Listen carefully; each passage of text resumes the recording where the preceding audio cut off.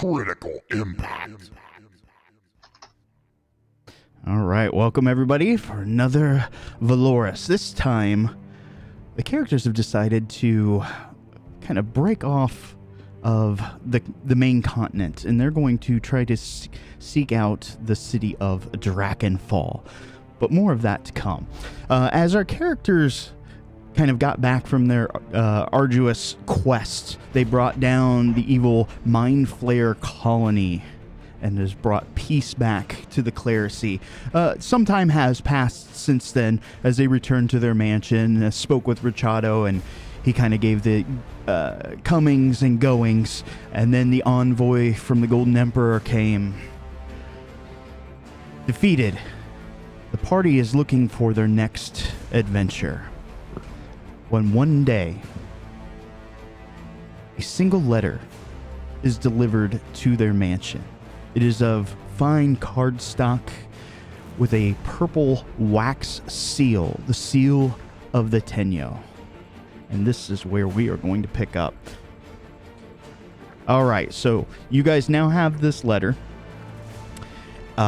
Again, it is a very high quality sort of letter. It looks like no expense was spared in the craftsmanship of this. The envelope, the cardstock is all of great quality. The seal itself is bold and very visible.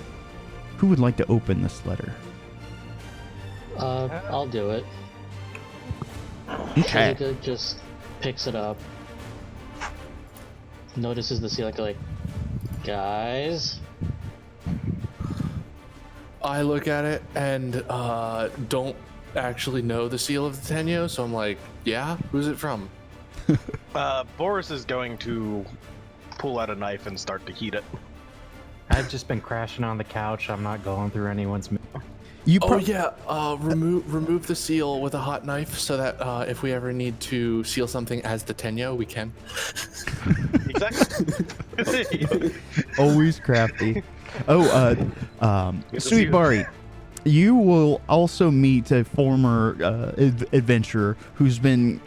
He's had a bit of a rough life. He got drunk one day, fell in the river while taking a piss. But that's a story for another time.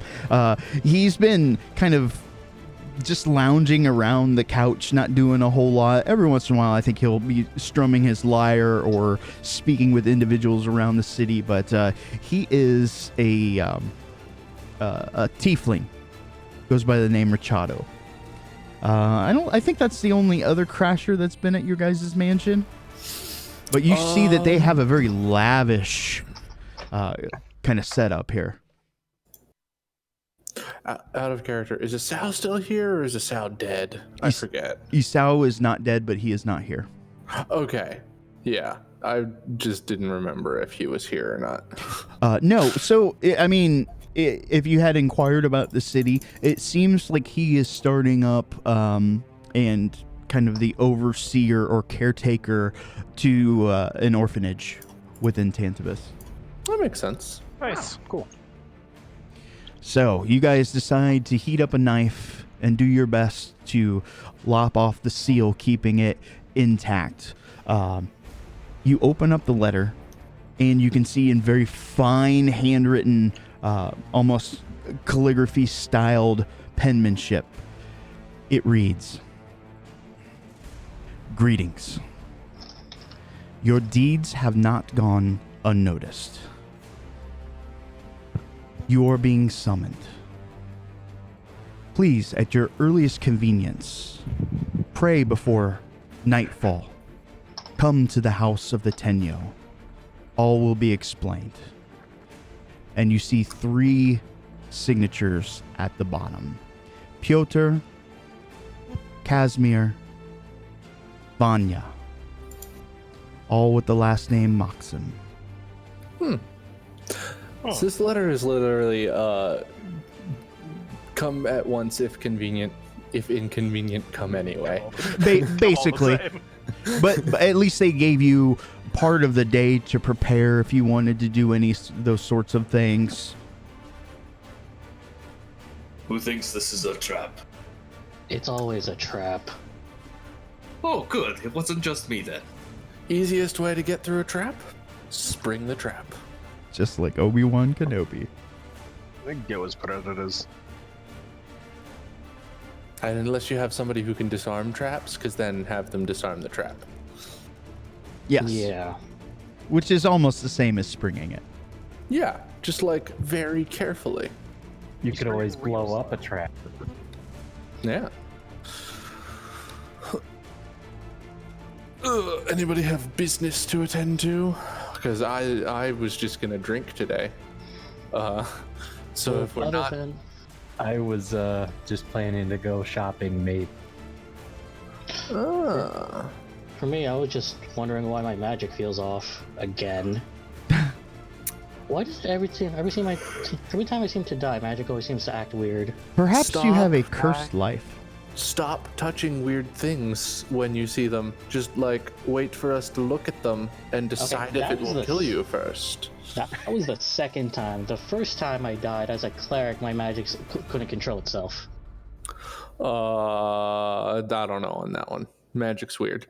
Suibari wanted to go shopping. We have a friend in town. Yep. He doesn't own the shop anymore, but if you are friends of us, a friend of ours, they give you good rates at this shop. So if one of us goes with you, then you will probably get good rates. He's also At the mostly shop. familiar with many men. Many men that can get you many things.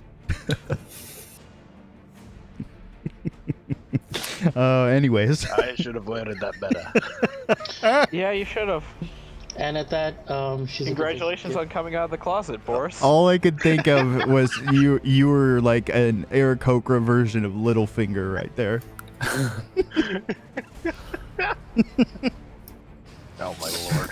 But yes, they refer to Misha. He is a turtle, although he's a hard ass when it comes to haggling. The party here can extend their connections, and I believe we went over the discounted rate the last time. So, and I also sent you a DM. Okay, Yeah. cool. So we know that we'll do that in the background. So feel free to just add them in as needed, and costs, and you have dragons or gold, however you want to say it. Anything else? If not, we'll skip forward.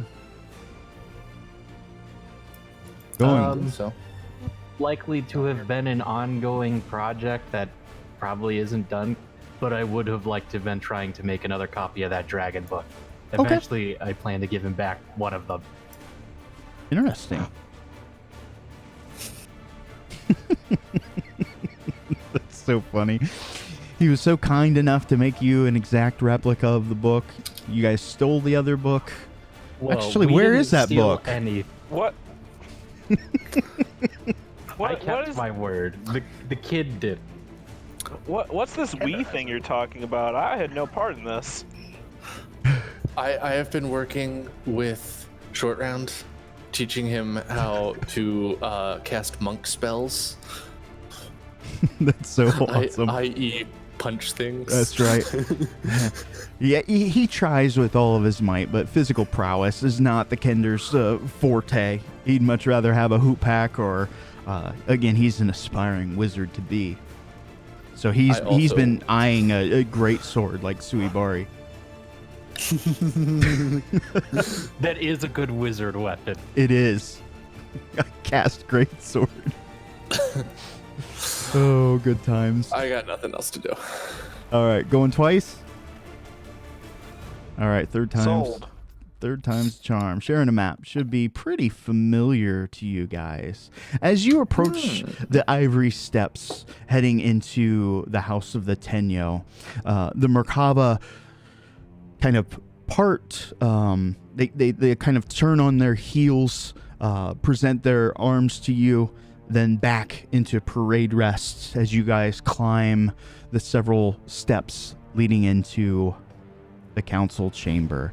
It, of course, is a little bit darker than you're used to, or at least that one time that you had been here.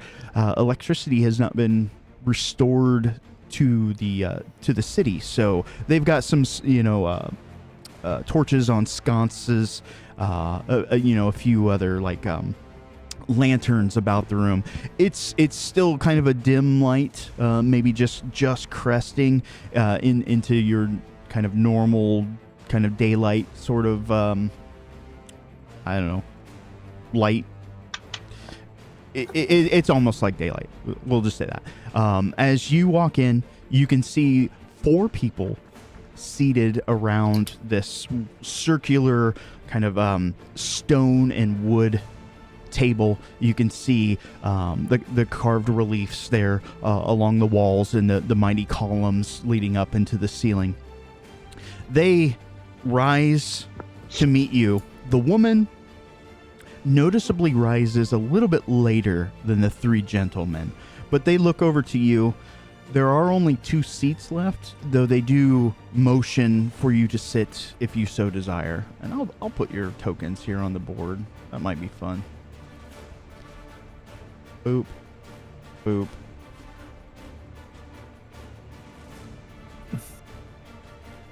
So if anybody wishes to have a seat, you can move over in the council area. But there are only 2 seats. But they kind of wait it out, so to speak, and watch your guys' actions. The Merkaba, of course, are armed and around, though mostly out of earshot. I'm going to move over to the pillar behind one of the 2 seats, to a pillar, and just lean against it and be watching, attentive. Yeah, this place is creepy. Suribari does not want to sit down. Makoto's also just kind of glancing around. He doesn't really move anywhere, he's just glancing around. Shizuka will take a seat. Boris will elect to stand. And Shizuka will just beckon for her companion to just sit on her lap. So it'll just look like a very strange... she's sitting and everyone else is just standing, so it kind of looks like a really weird mafia setting. Yeah, sounds about right. Okay, fair enough.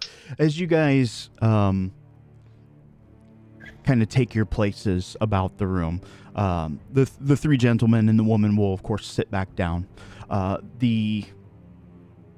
just go over their names a little bit here. The one I raised here is Piotr. The one on the left here. Suribari, no! I was trying to open my notes. That was on my hotbar. Well, you struck your notebook. Now roll damage. Over here on the left is Kazmir, and on the right here is Vanya. And the Marquess kind of sits here. She, if you remember back, I know it's been a long time, but when in your characters it hasn't been that long. She was one of the people that was the most rude to you. Her and the Count both pretty much proclaimed that you guys should be executed immediately. Good thing that they did not get their way. A few moments of awkward silence kind of fills the room. So, this is definitely different circumstances from last time we were here. Mm-hmm. Piotr will reply. Yes, my apologies for that. We did not know what had stumbled into the council. I mean, we literally just appeared in the most secure location in Tantabis. I understand the reaction now. It is good for us to let the past be past. For the future is why you were summoned here. It has not gone... It has not... how to phrase... Your deeds have not gone unnoticed. A great many things you have accomplished, freeing the clerisy, both mind and soul, of the corruption that once entangled it. For that, you have our thanks. But not only this, driving away the mighty Ashardalon was no easy task either. I will admit at first we thought you common cur, but you have certainly proved your worth and more. You have our eternal thanks. Wait, you knew about what happened with the clerisy?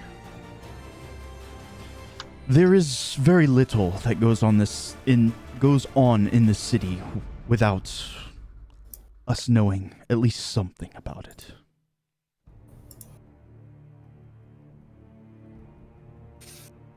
Huh. Well, I didn't know. Vanya I will... mean, we weren't exactly in the city when when we did that, but we'll take your word Yeah. for it. Vanya will speak up for the first time and say, "Does this concern you?" Sorta? It is not our intent to make you feel ill at ease. Our apologies. We have a vast network of informants, both in and out of the city.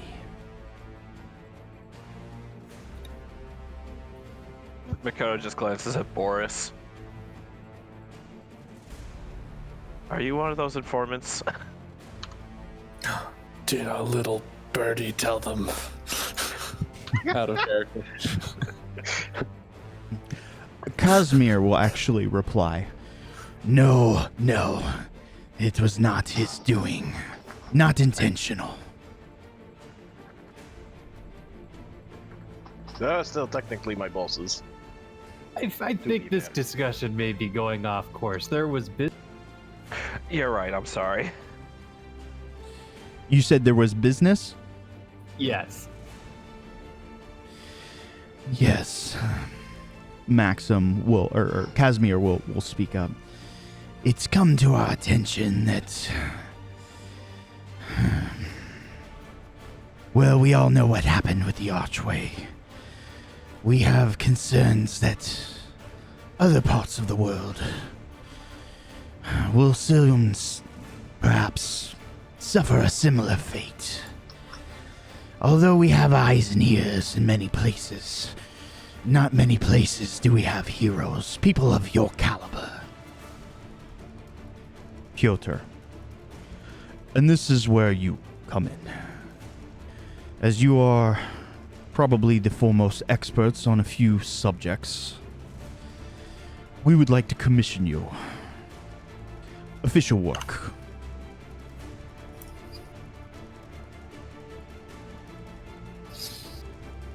What's the official work?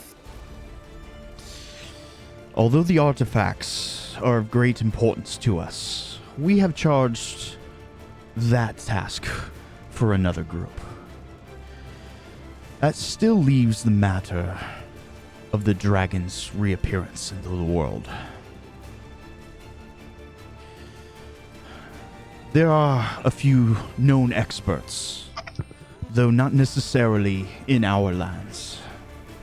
Experts that could, perchance, enlighten us into the nature of these elden beasts, how to defeat them, or how to persuade them not to attack, become allies.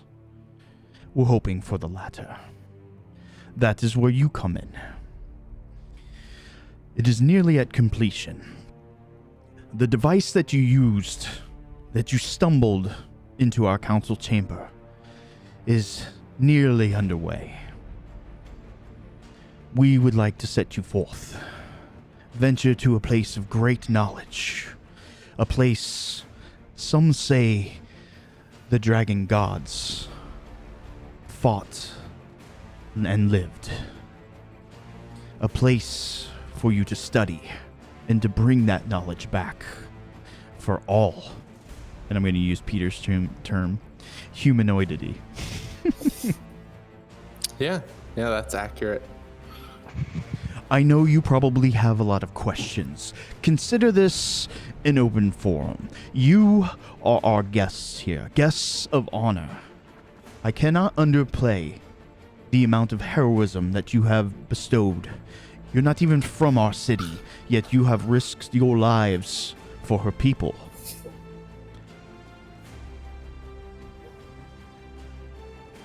DM Cluebat, this is your chance to ask questions, interact, that sort of thing. They seem to be, I'm not going to make you guys make insight checks. They seem to be kind of open and genuine, though you probably don't trust the Marquess. Well, how about that history check I rolled? I don't trust anybody. So you, after, kind of coming in contact with dragons, and, dragons have always been a kind of a folklore, kind of fairy tale. Two of the most predominant dragons, the dragon gods, the platinum dragon Bahamut and the dark queen Tiamat. You have heard those names before, and you have heard, though you don't necessarily know the name or of the place, you've heard stories that have reached these lands of, again, these kind of great dragonborn societies, so to speak. Not necessarily dragonborn, the race spurn or created via dragons, like how these cities were birthed basically by the Golden Emperor. This place where the dragon gods fought, isn't it quite far? It like is. Even further away than Dynast? To be technical, it is not upon the continent, but we have means. Interesting. You called this a job. I did. What's the pay? Down to brass tacks, I see.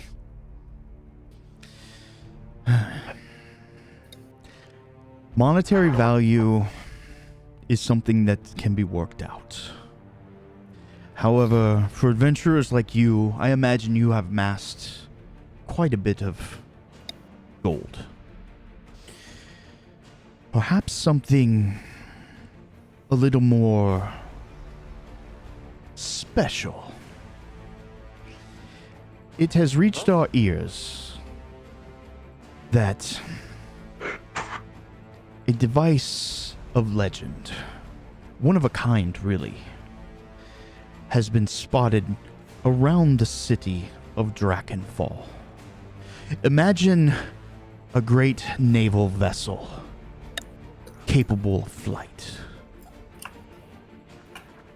I cannot give this to you. I can merely lead the horse to water. How big is this flying warship? I do not know the specifics, though it has been framed as a mighty galleon. I believe the term is skyboat.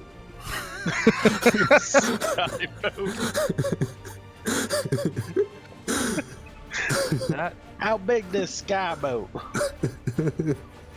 That sounds really helpful. Extremely. Indeed. Unfortunately, there's one thing that prevents us from taking upon that. None of us here have the knowledge to actually operate such a vehicle. So unless you would mean to introduce us to someone who could work with us. Ooh.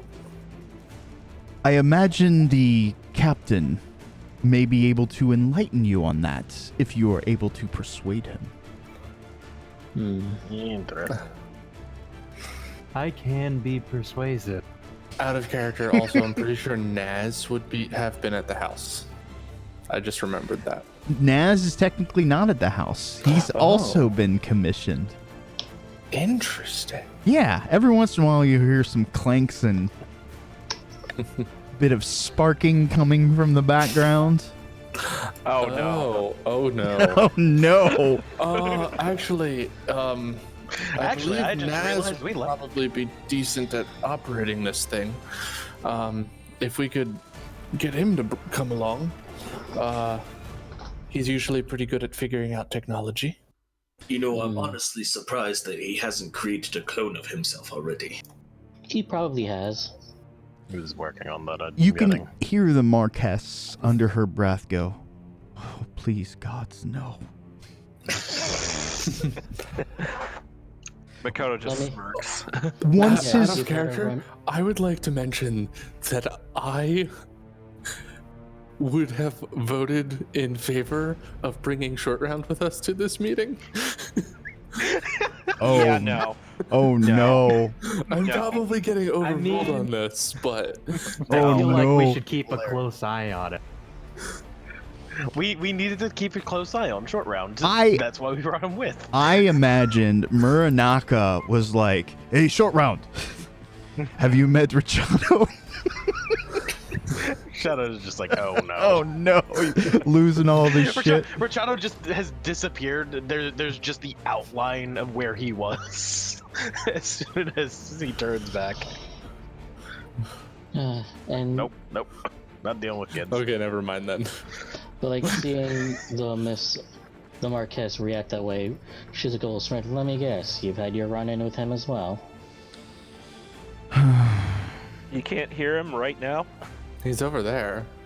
He's out of sight, but yes, he is quite the character. And you can see the brothers kind of turn and give her a bit of the stink eye. I mean, it's pretty apparent. They, like us, think he's great and hilarious, and she doesn't. Oops. Is what I'm getting here. Who the hell is? Good times. No, as you know that there are two open council seats, so to speak. The Marquess and Casimir were over the clerisy, and considering all of the hullabaloo that just happened, you imagine she's either the scapegoat or they're taking it. I mean, they're really just kind of sticking it to her, or she has done something else to incur their ire. Oh, yeah. So out of character. She's also in charge of the church whose gods we just killed. Correct. That would probably make her a little bit pissed off.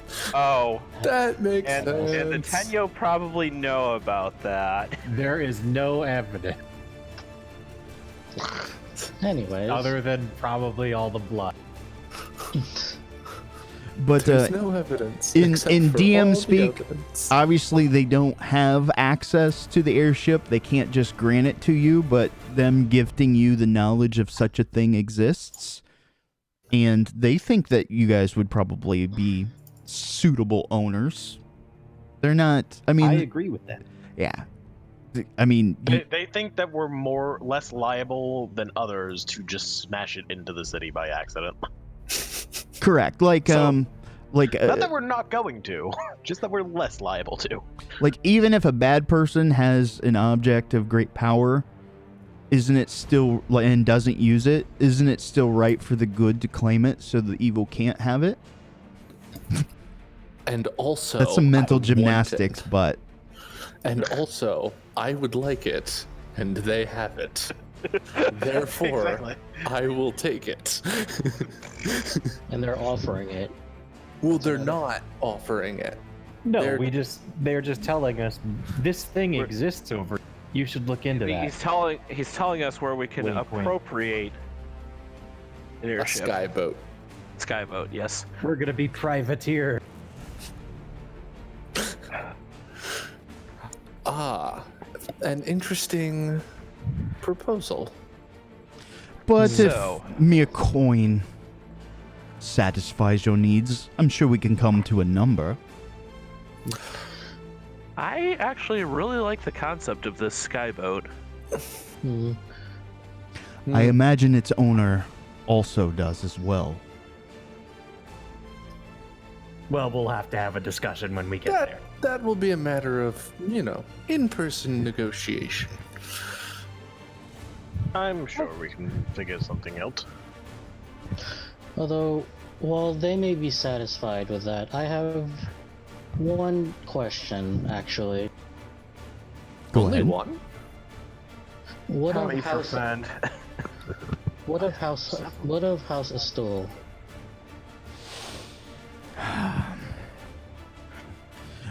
Piotr is obviously kind of the the face of the group, and he speaks most often.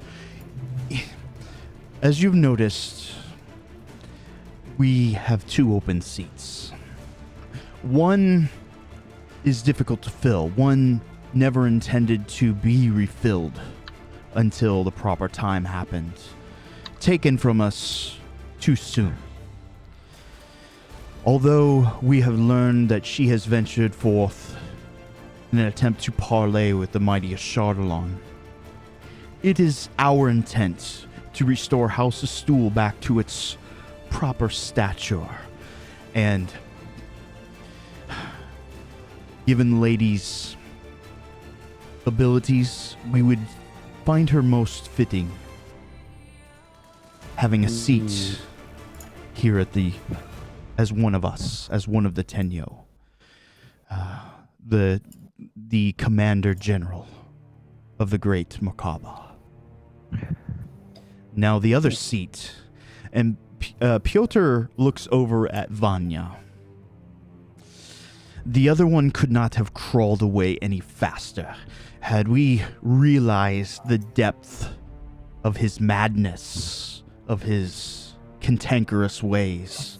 He would have been removed long ago. It seems he has done the favor for us. We have our agents out looking for him now. Shall we keep an eye out on our journey?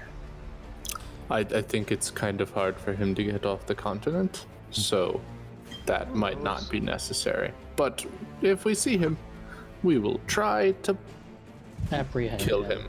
Understood. Apprehend. Yeah, apprehend his body. Unlike Vader, they will not issue a no disintegration rule. Cool. I mean, you can tell, and Pyotr's holding Vanya responsible for that action. I mean, they've lost a couple good people. Obviously, the Viscount was still the head and was keeping things in order, so to speak, although for nefarious reasons, clearly. But they also lost their Inspector General, the Constable.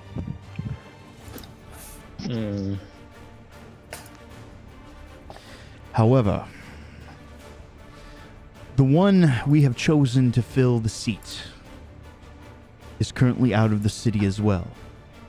We believe Master Kiev, with all his skill in negotiation and commerce, will bring great things back to the Mercantile Guild. A fitting choice. That's a hell of an upgrade for him. Indeed. Huh. Good man. He deserves it. Yeah, especially after what he went through. Indeed, he went against his own order to assist you not once, but in 2 separate endeavors.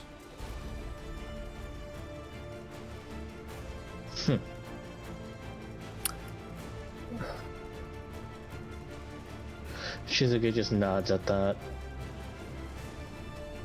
But, I believe we can come to terms with this. She looks at everyone else. I'm on board with hunting down some dragons. Sounds like fun. The only issue I have is where are we going to dock it? Wherever we want. The skyboat. I imagine the skyboat, not the dragon. I imagine it floats, and we can just like let down a Anchor it? ladder. I You know don't what? know how these We'll have work. to ask the captain. Yeah, we'll have to ask the captain. So remember, we need to ask him questions. Yeah. I mean, that's a problem that's a problem worthy of a solution finding later, I guess. Out of character, out of character, I just really want an airship dock at our house. Yeah, same. Because that would be fucking baller. Just tie it to the roof. It just floats over, and we just tie it to the roof. Perfect. I'm sure nobody would have any problems with it, and somebody definitely wouldn't shoot arrows into it for fun. Well, you gotta put it high up. You gotta build a Some tower local first. kids just clinking arrows into it just because it's like, yeah, fuck it. Let's see if we can pop the big balloon. This is why. By the way, for the none- record, I'm imagining more like. Hey, Boris. Yeah. Stop giving Atherin ideas. All I can think is on the Florida side of Tantabus, Florida mans are out there with their pistols just shooting into the air, hundreds of feet. Maddie, Yeah. this is why I never trust you with house design in Minecraft. Just imagine the anvils you guys could toss from the side. Oh dear God. That's the way we beat the final boss. That's how we kill all the dragons. We just drop in large anvils on them. No, even better. It's just like, what's Even that better gonna do? to drop small anvils and then dispel it as they're falling. Then we can throw out a handful all at once. We need to get a wizard with like the catapult spell. Awesome. Somebody Naz casts enlarge. Wizard uses catapult. Oh, while short rounds just emptying all the silverware over the sides. Plates and pots. Awesome. Did you guys have any more questions? Again, I want you to feel like this is like an open discussion and debate. Like they're in the position where, I mean, they're the rulers of the city. So think of it like you're speaking with a king. They're under no obligation to treat you like equals, but they have been. Correct. Yeah. It's come full circle.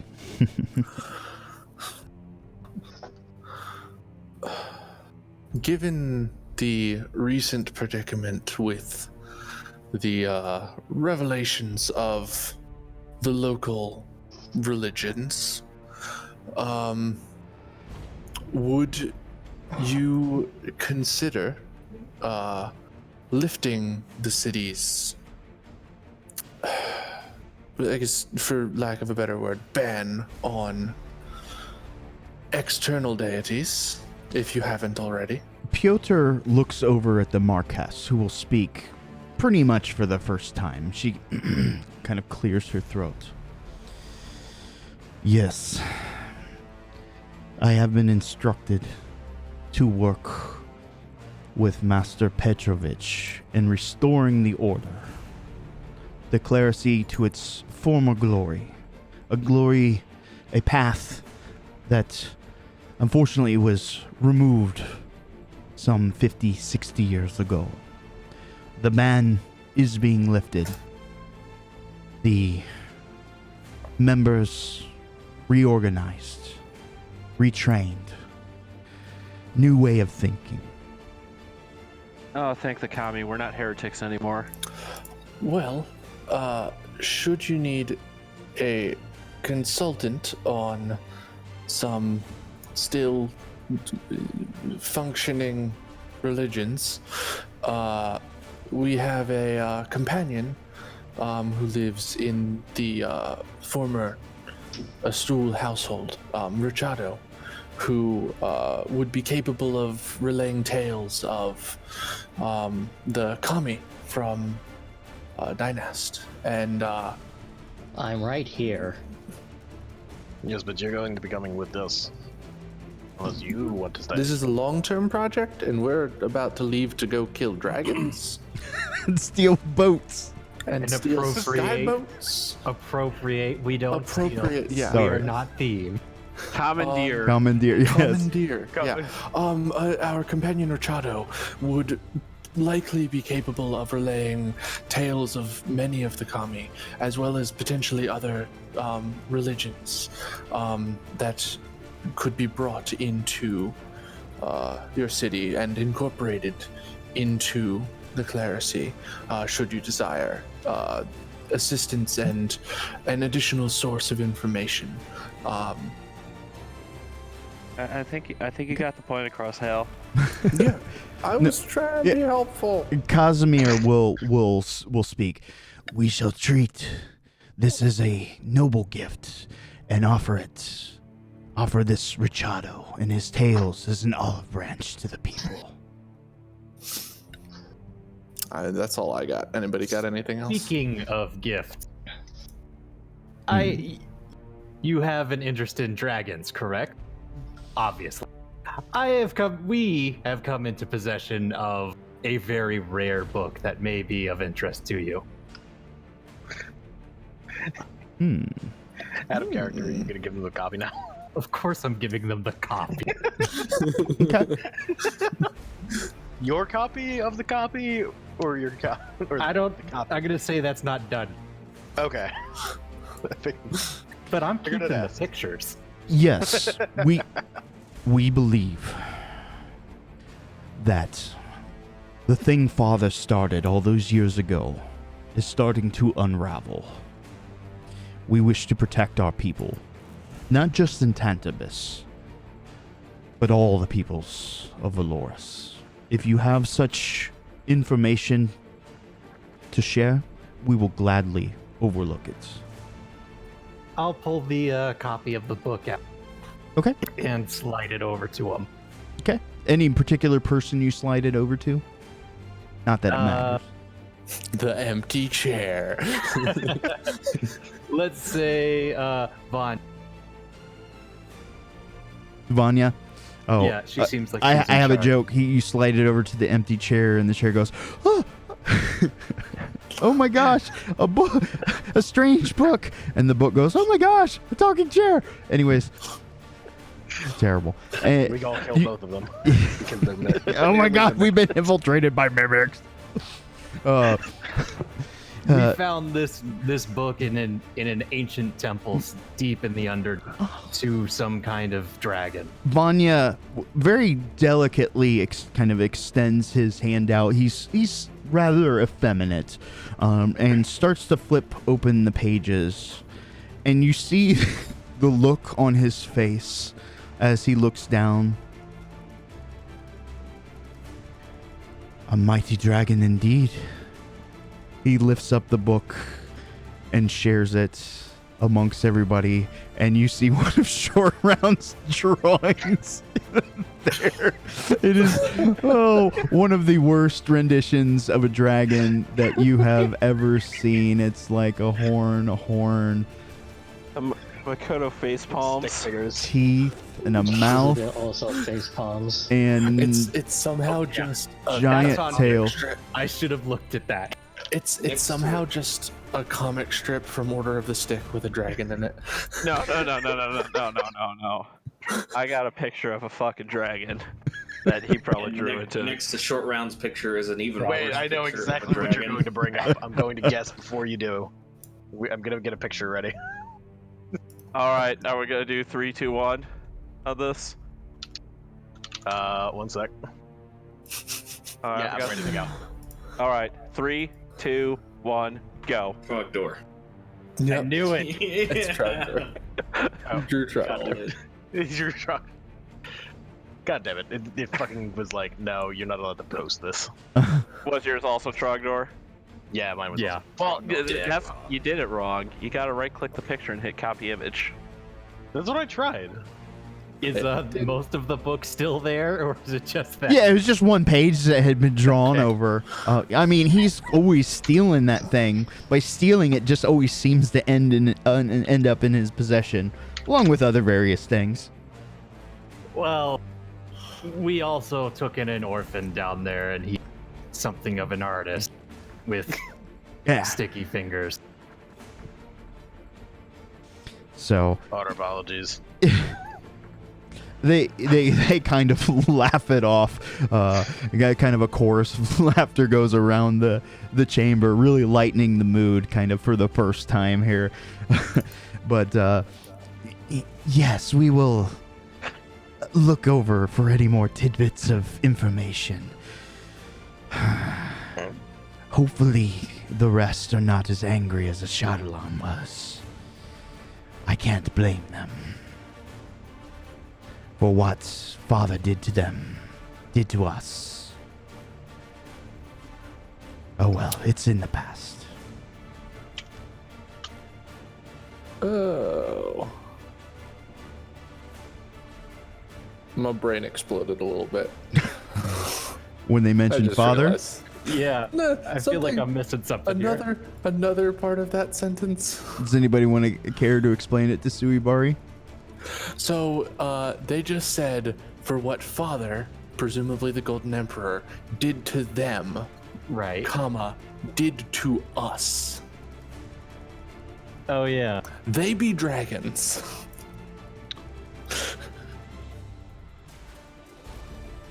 Well, I'm sure my book will be helpful then. Do their names have any similarities to any of the dragons that were in Suibari's book? No.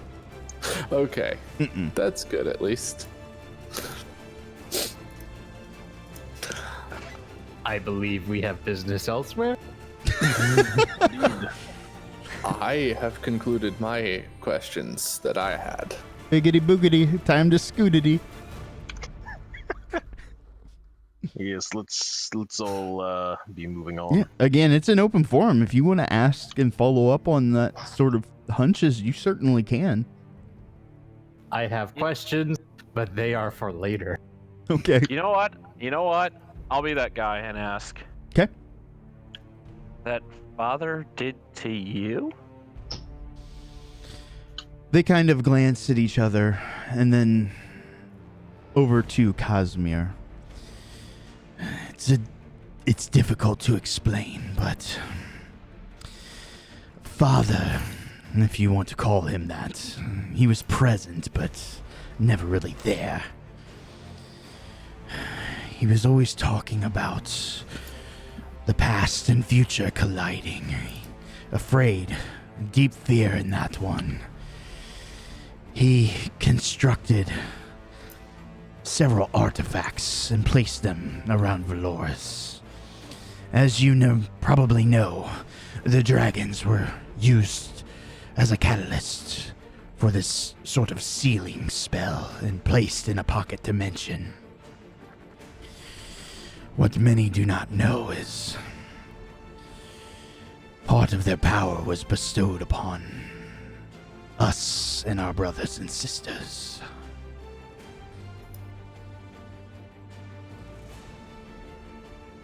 Interesting. So you possess some of the powers of the dragons? Not all their power, but enough.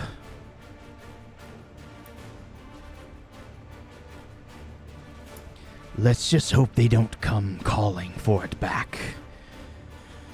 We couldn't give it back to them even if we wanted to.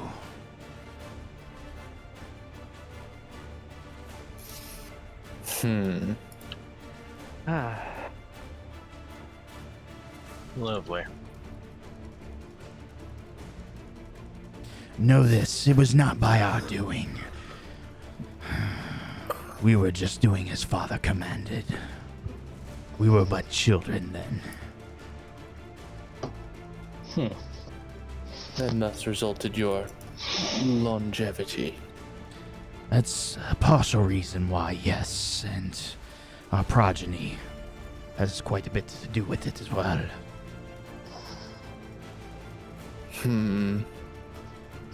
Okay, yeah, that answers all my questions. I just noticed that you actually drew a dragon on the. Yeah, it's beautiful.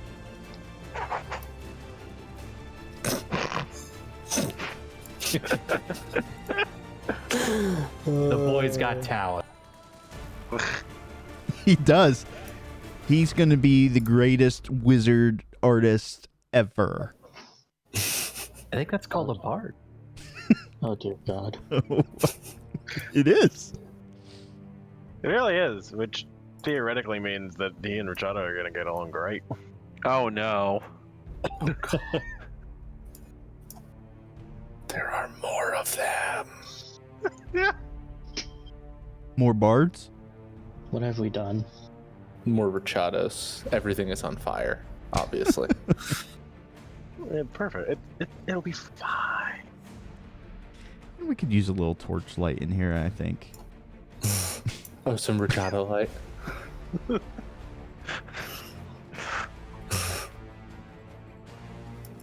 Well, I feel like I've prodded into your past enough. It is quite all right. We know that you are capable of keeping this information safe. I won't lie. We do fear the dragons come seeking retribution.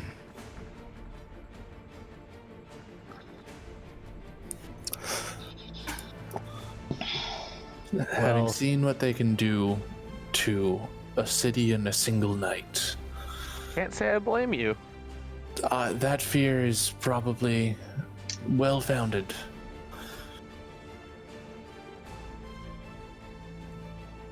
Piotr will speak up. We, of course, are going to do all that we can here, and we will bolster the Macabre. But we do pray Lady Zendra's efforts are successful. For it is our understanding that at least one other has been spotted. Where? Where It's- we're going? It's my dear boy. You roam into what appears to be the birthplace of the dragons. But nobody's home right now, right? That is an answer I cannot give. Then I guess we'll just have to be ready. Yeah, we'll be ready. Indeed, when you arrive in Drachenfall, seek out the great sage Hester. I believe he will be able to enlighten you and set you on your path.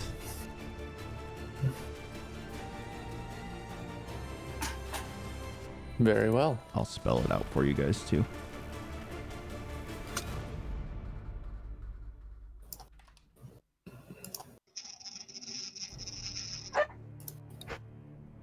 If we have no more business here, I believe we're concluded for the evening. I believe we are. And she's like a little Balak. Thank you for your time. We will send you word when your companion finishes repairing what is broken. I have but one question, if I may. I already know what's coming. Go ahead. What are your favorite colors? At that, Taiga will just leap from Shizika's lap and just try to bite Morinaka's ear or something. Tries to kind of make himself as tall and as big as he can in his small frame. It's like, "Arrgh." Like he'll actually leap from Shizika's lap and just try to bite him. I think stop. So Morinaka, you Pat have him on the head, Morinaka, you have like a little angry fox trying to bite you. and I'm going to pat him on the head. He's trying so hard. So Vanya will answer first, though the Marquess, she just rolls her eyes. And he will answer thus. Growing up, there was but one color. Gold. One day, my young adventurer, I hope we can see something different. My favorite color is green. By the way. They give you like totally philosophical, like really deep Totally answer. missing the point. Absolutely missing the point. And they're like, and we're adjourned. Yep. Right, we're getting out of here. All right, so here's what I'm gonna propose. Let's take like 10-ish minute break. We'll come back. We'll go over any old business, any last minute business, If there's none, or once we conclude that, we'll kind of jump forward and we'll get you guys into Drachenfall. How does that sound? Sounds good. Cool. See you guys here in about 10. So does Drachenfall have its own unique spell list? No. No. It's No. just a place. It's a place. I mean, it's going to be... Drachenfall is going to be a little bit different of a population. I think Maddie and Miles will both know just because of previous incarnations. Not a lot's going to be different. I mean, That's why I made the history roll, by the way. yeah. So I mean, it's you guys will quickly learn that it's supposedly the site where Bahamut and Tiamat had a great battle, and the city just kind of birthed from there. So it's an academic kind of magic centric sort of city. Tantabus focused on dragon religion. Yeah, I mean, absolutely. But the Drachenfall's going to have a bigger pantheon. So, you know, we've made mention of Vecna and Mikaboshi kind of being one and the same. You're going to start to hear some of the other pantheon sorts of gods. Think of like Greek and Roman, where they both have a god, but they might be going by a different name. Are they separate entities? Are they the same one with a different Or name? American Is the god. god list gonna be basically Forgotten Realms? So yes, but it's not limited to. Okay, no, I just meant like for if there's equivalencies, like that's gonna be more of the list that we're looking at over there. Geographically speaking, Drachenfall would be on the Sword Coast. That is correct. Okay, cool. Okay, I'm gonna go make some tea. I'll be back. Cool. I'm gonna be back. Go ahead. BRB. Can I ask one quick question? Yep. The first sword, can I buy it or do I have to find it? Let me open up the DMs. Was there no price listed? Or I mean, it had a. I'm just asking because of the setting. It would be just a rare.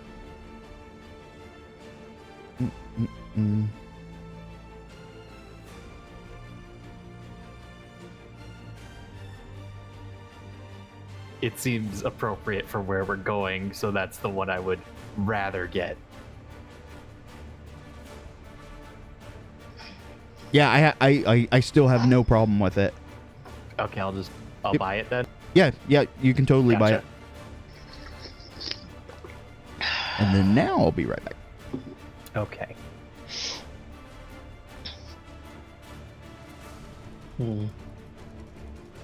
So, I'd like to point out before we go in that my spell list is completely changed. Okay. What are you doing with your spell list? It is more like a red mage build. Some support, some damage. Okay. Pretty much What- I'm the off healer if the main healer dies. Okay. What kind of damage spells you grab?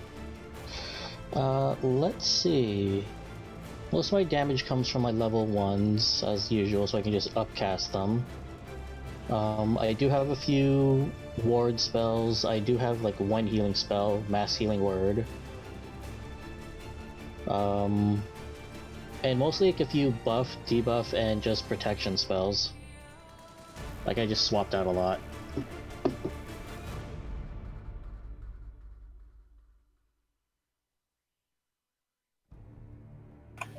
You're Divine Soul, right? Yep. Are you So that- good?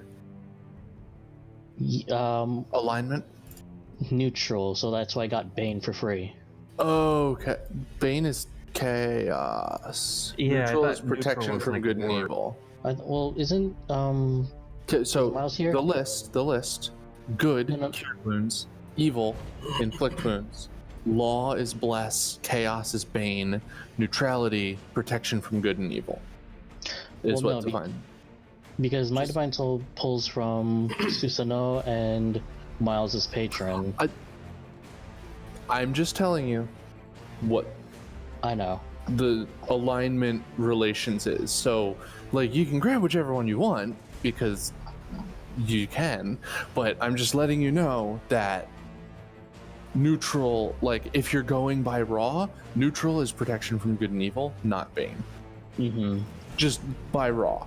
Obviously, you can do whatever you want, and like you could just pick one. But like if you're trying to be an off healer, I would say you would want to grab the one for good and get Cure Wounds. If you're trying to do damage, Inflict Wounds is a really good damage spell. Oh yeah, for sure. It's fucking D10s. D10s are great. It's a touch spell, which is the downside. Bane, great spell. It's anti-bless, so like very useful. Protection from good and evil. I actually don't know what it does. Until the spell ends. Oh, you're reading. Creature you touch from those things. Protection grants several benefits. Creatures disadvantage on attack rolls against the target. That's actually pretty good. It's obviously it's level 1, so it's limited, but yeah, solid. Favored by the gods. Divine power.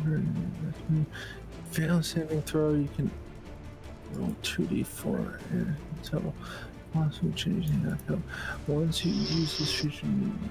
Okay, that's interesting. Font of Magic, and we're level 10. Empowered healing, divine soul. Whenever you or an ally within 5 feet of you rolls dice to determine the number of hit points. Spell restores. You can use one sorcery point to reroll any number of those dice once, provided that you aren't incapacitated. Interesting. So yeah, you just want to be near people who are getting healed. So that's mostly just like you can go up to somebody, cast your, if you have Cure Wounds or Mass Healing Word or Healing Word, you can go up to somebody and cast it while you're close to them, and I picked bump up bump the healing up. I picked up Mass Healing Word. Okay. Hey. And then you don't have Otherworldly yet, so okay. I mean, that would be weird. I mean, it's a higher level thing, which is why you don't have it yet. Yeah. Can you send me your spell list? I'm just curious. Alrighty. I'm gonna go make my tea real quick.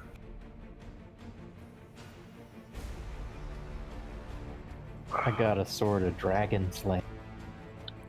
Nice. I'm gonna kill a drag. Gonna kill dragon with that dragon slaying sword. Yeah. I didn't know you watched the Goblin Slayer Abridged.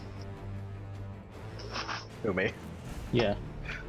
No, I've never seen it. It's not actually a thing. Dragons. We'll kill big dragon. Oh man, I forgot about that line.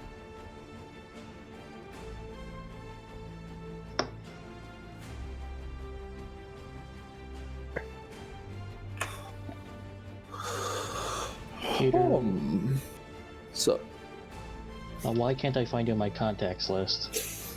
I don't know. Click on my name in the chat under Valoris Tantibus and copy paste. There we go, because you were all the way at the bottom Cool. for some reason. Screenshot your spell list and send that to me instead. Might be worth. It's honestly easier this way. Okay, that works. So therefore, if you don't know a thing, you can just select it yourself. Wait, is that on your spell list? Interesting.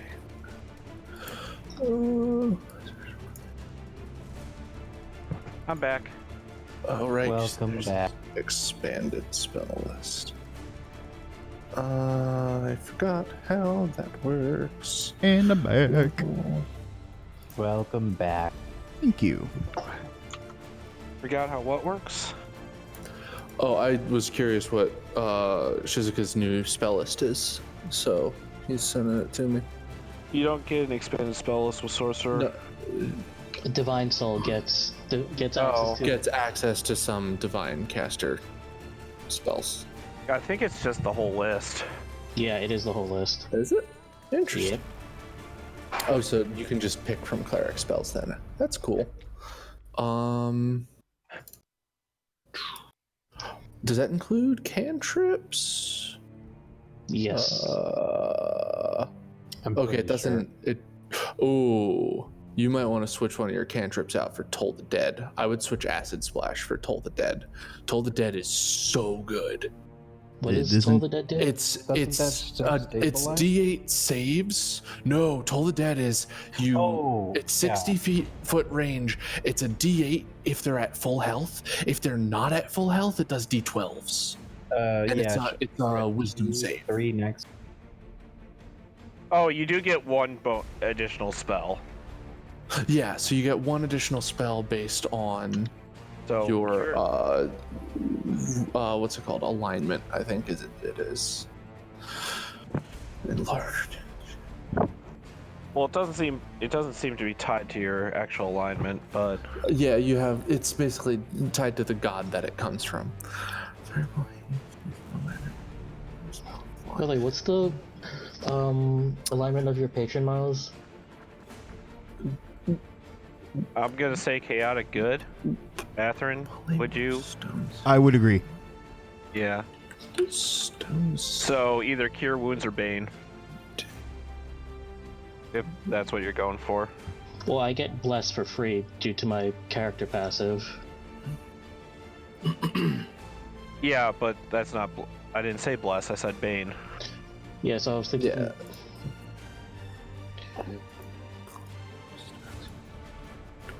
So yeah, either bane or cure wounds as a bonus spell, Mm-hmm. and obviously you can just get both.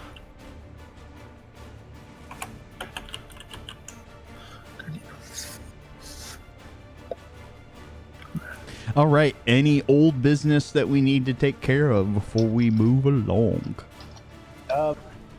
I would actually like to get 2 other items. Okay.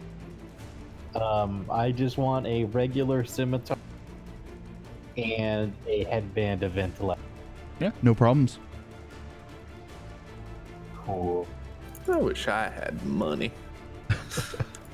They- I don't. they but I'm offered cool you with not money. having money. But you're like, I'm cool with what I got. Here's it's very good. no, I meant like, here's a map to treasure that, Right. That's true. which is Yeah. way more fun. So the other thing I would mention, Shizuka, is that you have a lot of attack roll cantrips. Toss some saving throws in there as well. Well, that's what Spare the Dying's for. That's the only thing I have. No. Some stuff Offensive. offensive spells that provoke saving throws. So if something has really high AC, you could keep Firebolt or Acid Splash or Eldritch Blast. They I would- all serve kind of the same purpose. Mhm. Basically, if you're provoking anything with high AC, like abnormally high AC, None of those are going to hit. Eldritch Blast is probably the best one to keep because agreed. it's force damage, and force damage is resisted by the least amount of things. But then, I honestly, because you have access to it, grab Toll the Dead. It's such a good spell. It is. that's good. I would And it's a recommend save. a concentration spell. We have a ton of crowd control. It would be good to have for just extra damage every round. Well, this is for cantrips. For a cantrip. I have one of those. What's your concentration cantrip? Create bond. I think sorcerers get that. But no, if I were you, Shizuka, like the utility of Spare the Dying and Mending, yes, definitely keep those. But swap out Firebolt and Acid Splash for stuff that provokes 2 different saving throws. Toll the Dead, definitely, because 1, wisdom saving throw, and 2, it's a cantrip that does D12 damage dice, assuming it's been hit at all. And that's just insanely good. Agreed. The The other one, it wrecks things. is it in Xanathar's guide? There's a. I'll have to look. There's pull up D&D Beyond. So Xanthar's Toll the Dead is from Xanthar. There's a healing. I think it's a cantrip where it creates like a little field on the ground. That's like a second level spell. Oh, and okay. I think it's druids only. I forget what it's called. That but that I'm may pretty be sure druids it's a and druid bards, probably. spell. Yeah. Talking about healing spirit. Yes, healing spirit. mhm. Yeah, no, that's insanely good. I think it's a first or second level spell, but it's I think really it's good. second, yeah. But yeah, I would say Toll the Dead and like maybe a melee spell attack, if you Druid want. one. Ranger for healing spirit. That makes thank you. sense. But yeah, I would say swap out like Firebolt and Acid Splash because Eldritch Blast is going to be your best attack roll one. But that's my recommendation. Obviously, you can keep all Especially three since of you those. also have Produce Flame for an attack roll. Oh, he doesn't anymore. He swapped his full spell list. So he has Racial. Spirit- Produce Racial. Flame is a racial ability. Oh, racial. Gotcha. So yeah, grab two that have saving throws instead of attack rolls. Obviously, Toll the Dead. I know I keep saying it. It's so good. And then Would Sacred Flame work? Sacred Flame is also very good. It's a dex save, which puts you on kind of like a different spectrum. So like if you're fighting physical people, you do Toll the Dead. If you're fighting like casters, you do Sacred Flame because they tend to be wiser. I don't know. Just a thought. Mhm. But yeah, it's because then you're in two different regimes. So you have dex saves as an option and you have wisdom saves as an option. And it just kind of diversifies your cantrip damage as opposed to just Eldritch Blast and hope it hits. But like against dragons, which have crazy high AC, you're gonna want some saving throws in there as well. Mm-hmm. The sad part is that they do no damage if they make the save, but I mean it's the same as an attack roll, which is kind of the point. Mhm. But then the rest of your list actually looks solid. the Guiding idea Bolt good, spiritual weapons good, enlarge reduce is very good. Situationally, Fireball God damn it. is the best spell. Haste is good. Counterspell is so fun to fuck with DMs. I have both Counterspell and Dispel Magic. by the Stinking way. Cloud. I don't know. I go back and forth on Stinking Cloud. I forget what it does in this edition. Saving throw much or the- be poisoned. The idea behind this is that like I'm making a literal red mage. So I would say for Stinking Cloud, it might not be the best. If we're gonna be fighting dragons have very high constitution.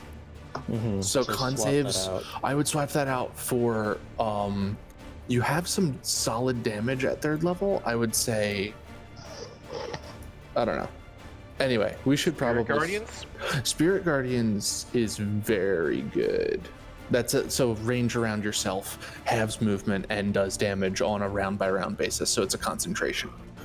Mm-hmm. And we have that ring that lets me use 2 concentration spells. So Ooh, or slow. Cape. Slow can also be good. It's Cloak, a What's a cape. cape? rather. Cloak. okay. Mine's a ring. Slow can also be so good as well, but I think it might be a con save. I don't know. Anyway, we should probably. Yeah. Oh, it's a wisdom save. We should probably get going. Sorry, Athrun. Yeah, it's fine. Like I said, it's good to take care of anything that we need to before we set foot. All right, I'm gonna share a map for you guys here in just a second, but you guys, after some time, the time frame doesn't really matter. The Tenyo alert you that the transporter is now functional. They summon you back, let you know. Now, extended use of these transporters is ill-advised, as it can take a toll on one's body. However, moderate use is totally fine. The point in Drachenfall where you guys will hopefully wind up, you should be able to continually use this.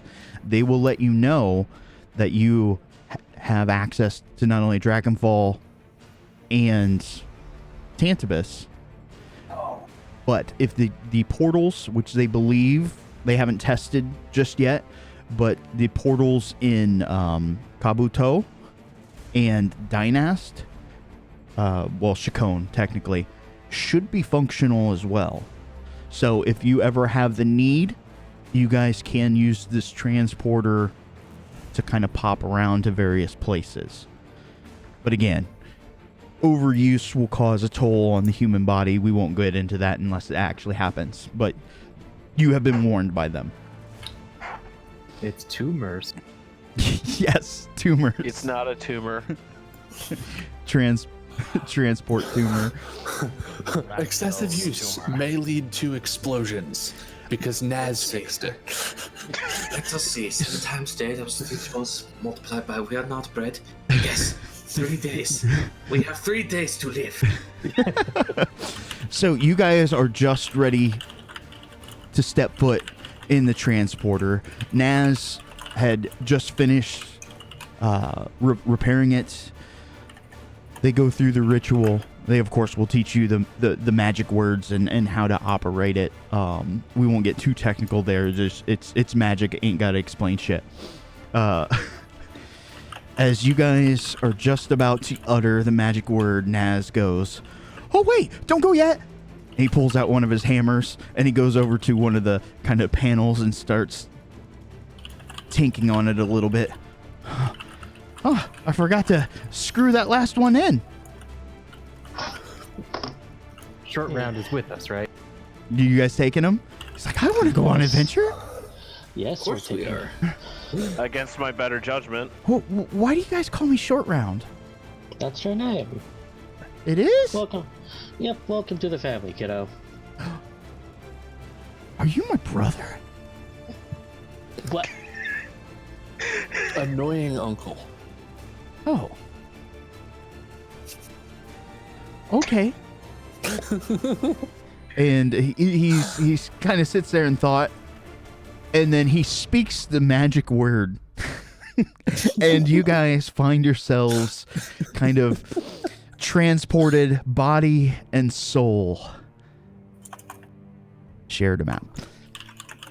When you feel a little uneasy, no constitution saves or anything like that, you come to, and in a very dimly lit kind of room, it feels a little cold and kind of shut in. Every once in a while there's kind of like this cool breeze that kind of strolls across the stone walls and columns. You kind of come to, and the first thing that you see is this giant face. It's probably, I don't know, 10 foot by 10 foot. It's hard to see in this kind of dim light, and it starts to take form as your eyes are adjusting to the teleportation, and you start to see a mouth, large teeth. The wind whistles in the background, and you're left in a cold, dark room with a giant statue of a dragon. Oh, it's much larger now as your eyes are starting to adjust. You can see not one head, 2, 3, 5. Across the way, as you look, you see another dragon, roughly the same size, this large statue. This one, although it only has one head, it's rather large. It's kind of wings folded back, hands kind of up, almost in like a sign of prayer. And Do I recognize any of the dragon from the book? Yeah, you again, your eyes are starting to adjust, but yeah, Tiamat and Bahamut is the most likely of guesses. That makes sense. Boris is going to comment. Is it just me, or is it a little ominous that we've teleported in and we're immediately facing Tiamat? Or an effigy of her. I mean, it's probably a statue. I mean, yes. But Down the corridor, you hear, "What? Who's in here?" Oh, not again. You hear some fuck's stomping of boots, a little bit of metal as it kind of echoes across the stony hallway. You see it appears to be a soldier kind of walking. He's got his halberd in his hand, kind of pointed forward in a kind of an offensive/defensive pose as he walks forward. "Who are you? You're not supposed to be in here." We were trying to find the gift shop. Good afternoon. The gift Evening? shop? Morning. We are. Ignore him. We are an envoy from the land of Valoris, and we are here to speak with a man named Hester. Hester? He's not here. We just. Where did you say you hail from? Valoris. Valoris? Oh, We came through the teleporty thing. I didn't think it would actually work. To be honest, neither did we. I thought you were grave robbers. This is a grave? Down below in the catacombs, yes. Oh. Yeah, we That's a bit don't. morbid. We vaguely know that we are in a place called Drachenfall and are looking for Hester. Well, you find yourself in the holy temple of Dragonkind. Okay.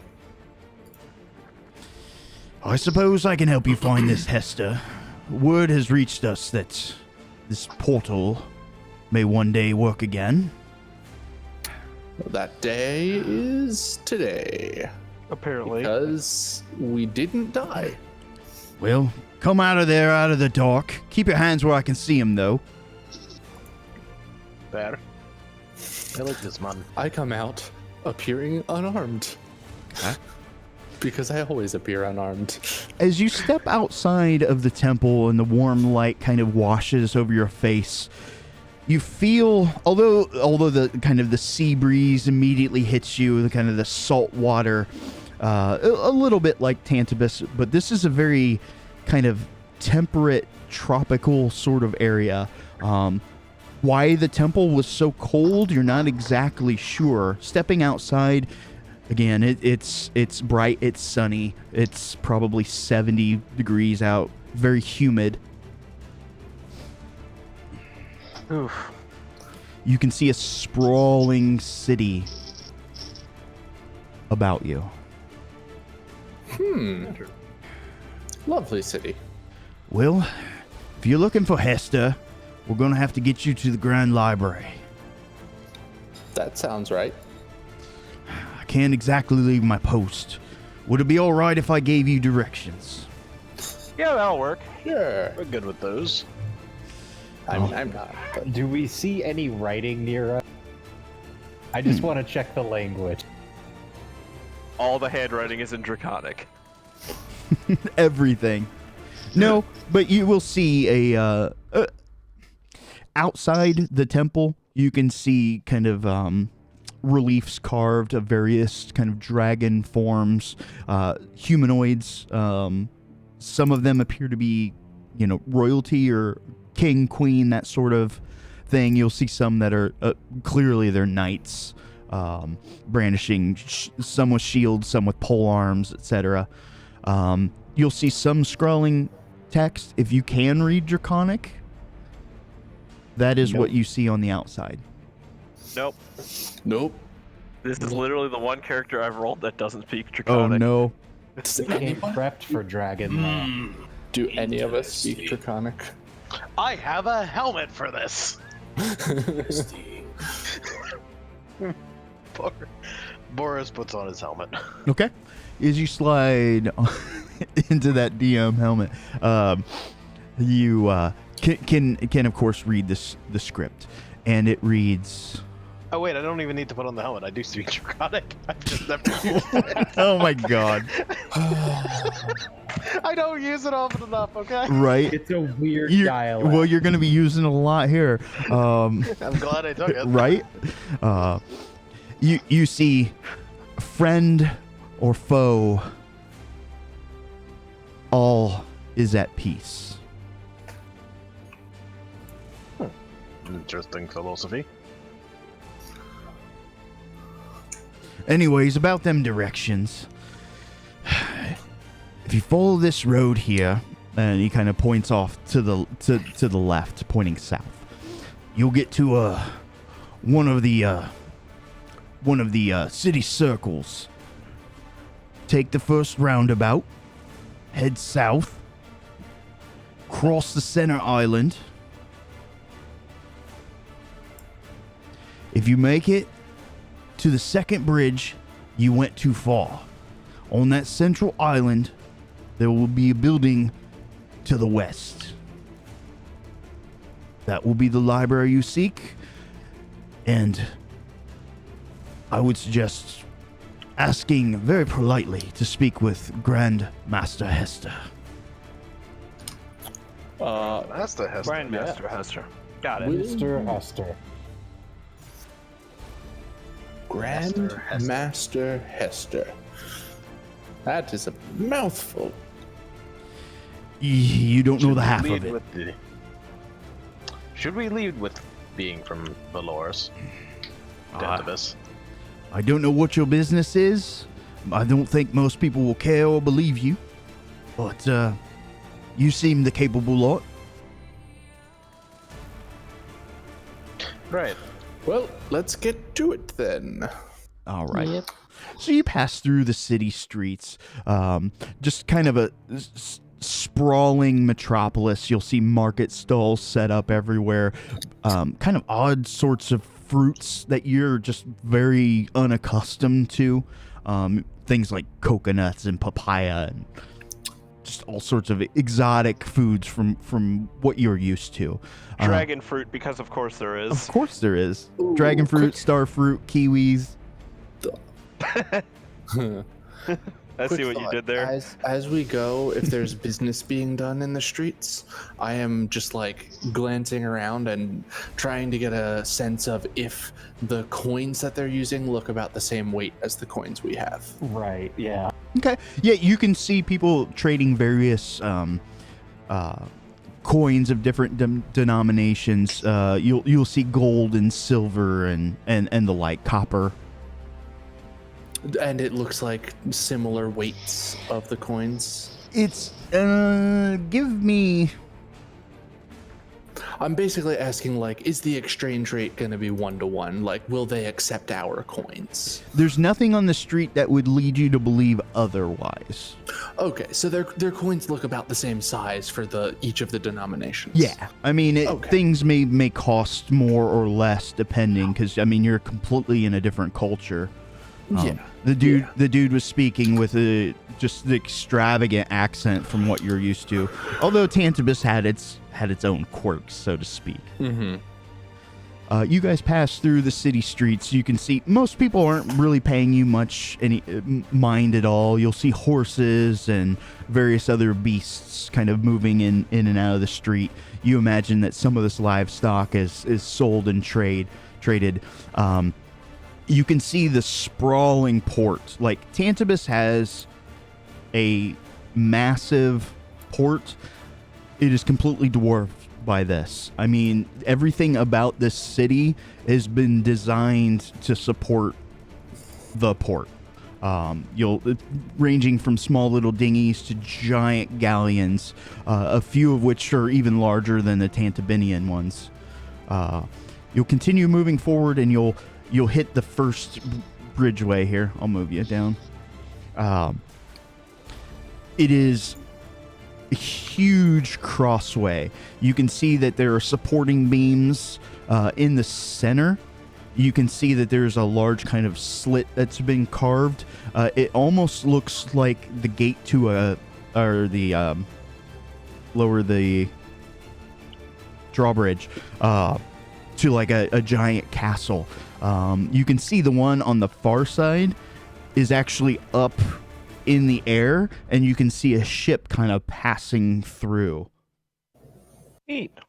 Interesting. So if we get to that, we've gone too far.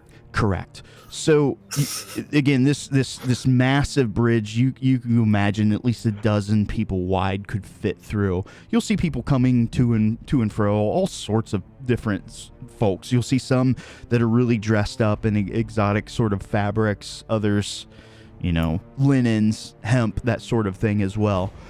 So we're not going to look out of place in our distinctly Oriental outfits. I mean, maybe a little.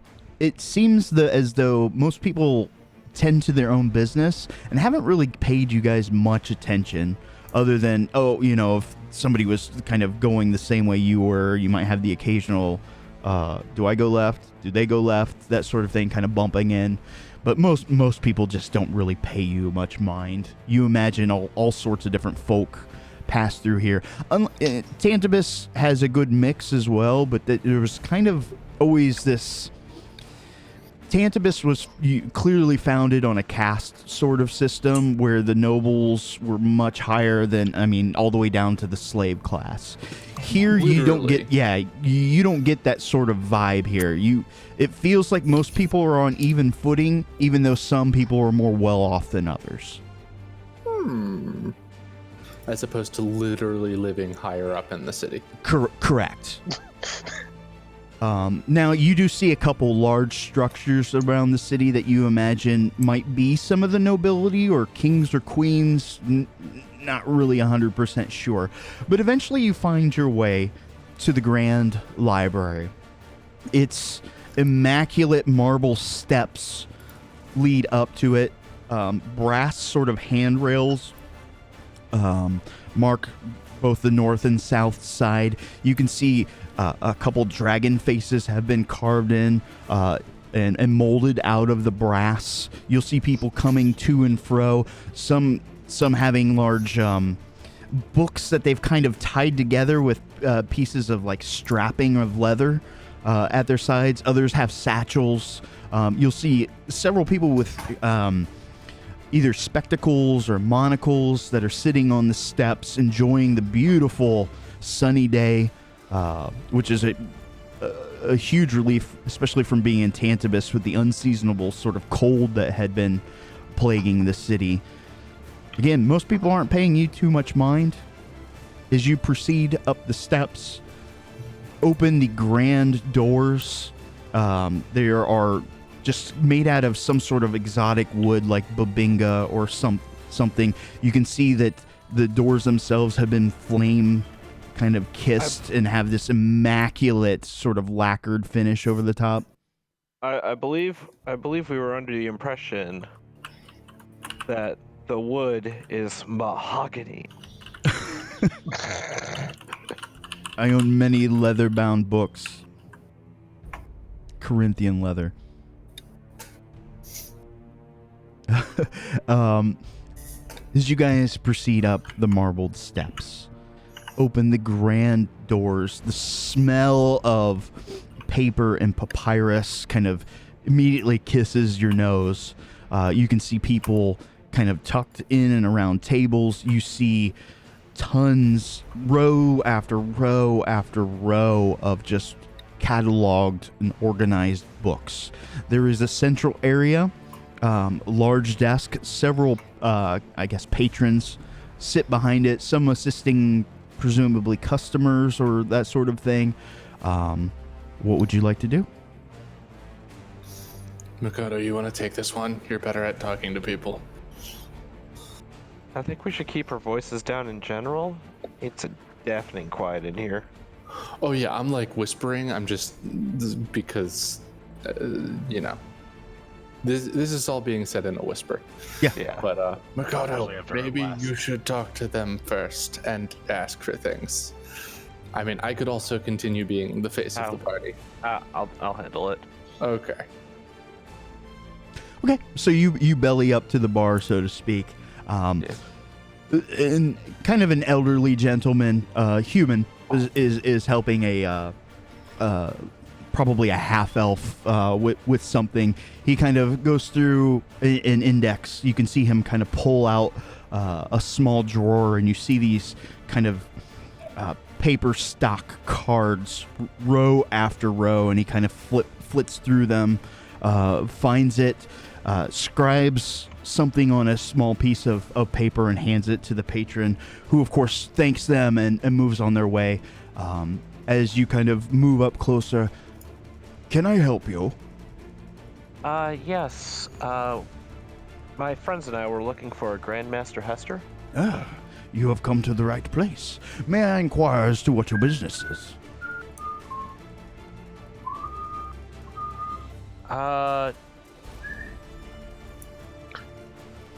Shit, out of character. What was our business with Hester? The Tenyo of Tantibus have sent us to learn more about dragons, and we have been informed that he is a very knowledgeable man on the topic. The foremost knowledgeable man. Foremost on the topic, authority on dragonkind. That sounds accurate. It sounds both accurate and just enough ass kissy. But what Makoto says is, that bitch owes us money. No, I'm kidding. No.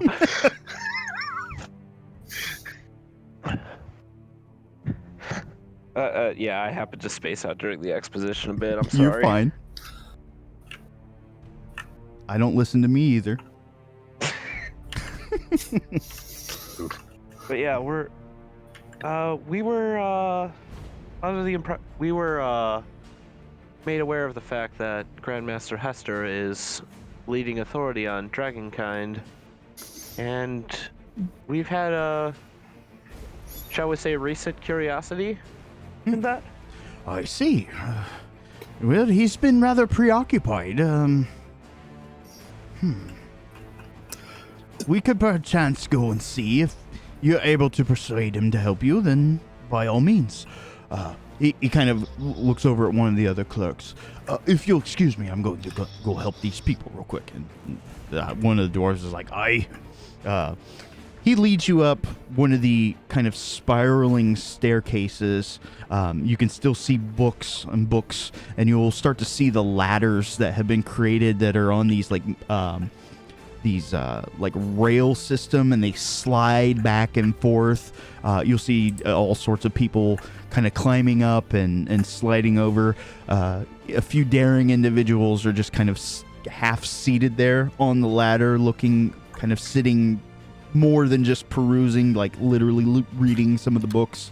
But as you go up to the second floor, he'll lead you to another chamber. He'll open the door, small hallway, and his room there is on the right. Do be gentle with him. I believe he's having a bad day. If you need anything else, you can find me downstairs. All right, thank you. Might we inquire of his favorite tea or something? Maybe perhaps we could bring him back up. I don't actually know. That's a good question. Perhaps an icebreaker. Is that the type of tea? He kind of looks at you puzzled for a moment and goes, "Oh, yes, that's a good one. You got me. Again, if you need anything, I'll be downstairs." All right. Thank you. Well, I'm gonna make a listen check to see if I can pick up what Okay, go right ahead. Hester is doing inside. Because that just seems like the smart thing to do before we even knock on the door. Come and knock on our door. Do we have a teacup to put against the door? Hester's waiting for you. And then we Alright. find Esther's corpse. You hear very vividly, though the others probably don't. Maybe Hal does because he's got exceptional perception, but you kind of hear him muttering. Shizuka, you can make a roll as well. I just know Hal's got like a 47 passive perception. I mean, 22, but yeah. I know. I mean, it's exceptional for sure. I have a 17. I have a 17 for sound. Passive. Yeah, which is I have really a 22 passive on listen. Dang. How do you have a 22 on listen? Kitsune It's the ears. ears. Oh. Mm-hmm. So, Oh, I was joking. so kind of the three of you actually hear how you have the identical score as what Makoto rolled. Nice. You hear, oh, that damn foolish apprentice. If I ever find him. And you can hear the shuffling of paper and a few objects. Maybe books. Nothing heavy. I mean, he's not doing like calisthenics in there.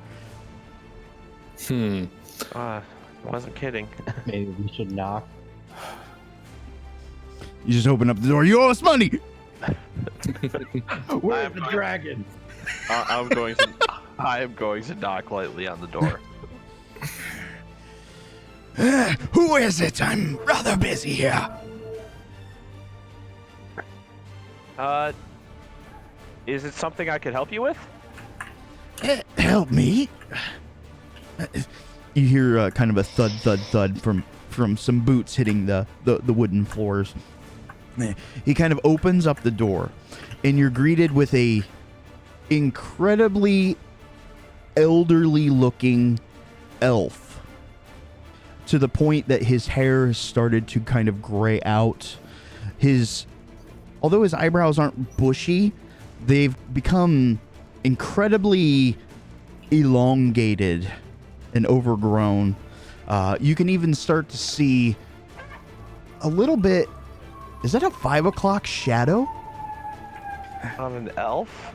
Correct.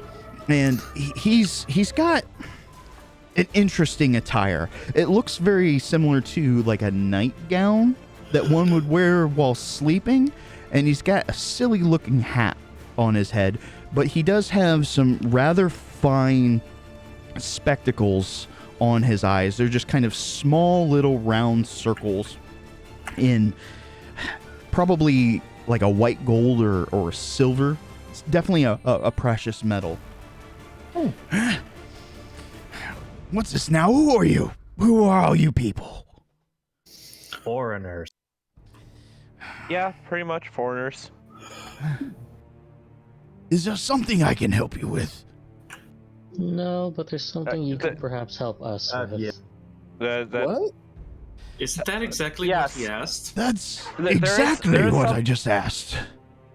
There is something you could help us with, but it sounds like you Will I could be helping potentially- this person? You'll be helping all of us. I'm sorry, I did not mean to interrupt. I just random thoughts and a lot going on. What is your business? Well, first, it sounds like you're having trouble with something. Maybe we could help you out with that first. Kind of glances at you. Oh, adventurer types, I see. Well, come in. If you guys enter in the room, you can see that it's kind of like it is a living quarters, but most of it is set up as like a personal study. You can see books and Books. yeah, parchment, quill, ink just kind of spread about the room. His desk is fairly, at least it probably was fairly well organized at one point. You can see things have just been kind of shifted all over. One of the bottles of black ink had spilled, and he tried to get a cloth to soak up some of it, but you can see it kind of ate away a corner of one of the parchment papers. Yes? I'm just gonna cast Prestidigitation to help clean that up first. No, don't do that. Oh. Yeah, Sorry. he sees what you're doing, and he kind of sees the magic, and he very quickly kind of grabs your hand. No, there's still a chance I can recover the data, but I sorry. do appreciate the offer. It's good to see those putting their talents to good use. Anyways, find a place to sit. He kind of mutters to himself for a few moments. Yes. Seems my damn foolish apprentice took it upon himself take half my research. He's obviously very perturbed about this and gets rather emotional about it. I suppose this is where you lot come in. I could hire you to track him down. I get what I want, and then whatever the hell it is that you want, I suppose we could do that too. That sounds like an even trade. Half? He took half of your research? Yes. Huh. I'm not happy about it. It was over 47 volumes. That's a lot. Whoa. Doesn't sound like something he did on accident. Oh, you must be the brains of the group. I am, actually. That's a lie. Wait, Wait, No, I thought he I was actually the is. brains. He is. what's He with that is actually short the brains of the round group. one there? Speaking of I am him, more knockout. about me? introduce yourself, boy. You. I've seen your kind. You come sit right here. I've got a coloring book for you. I Kind nod and or take. your kind children. Yes, I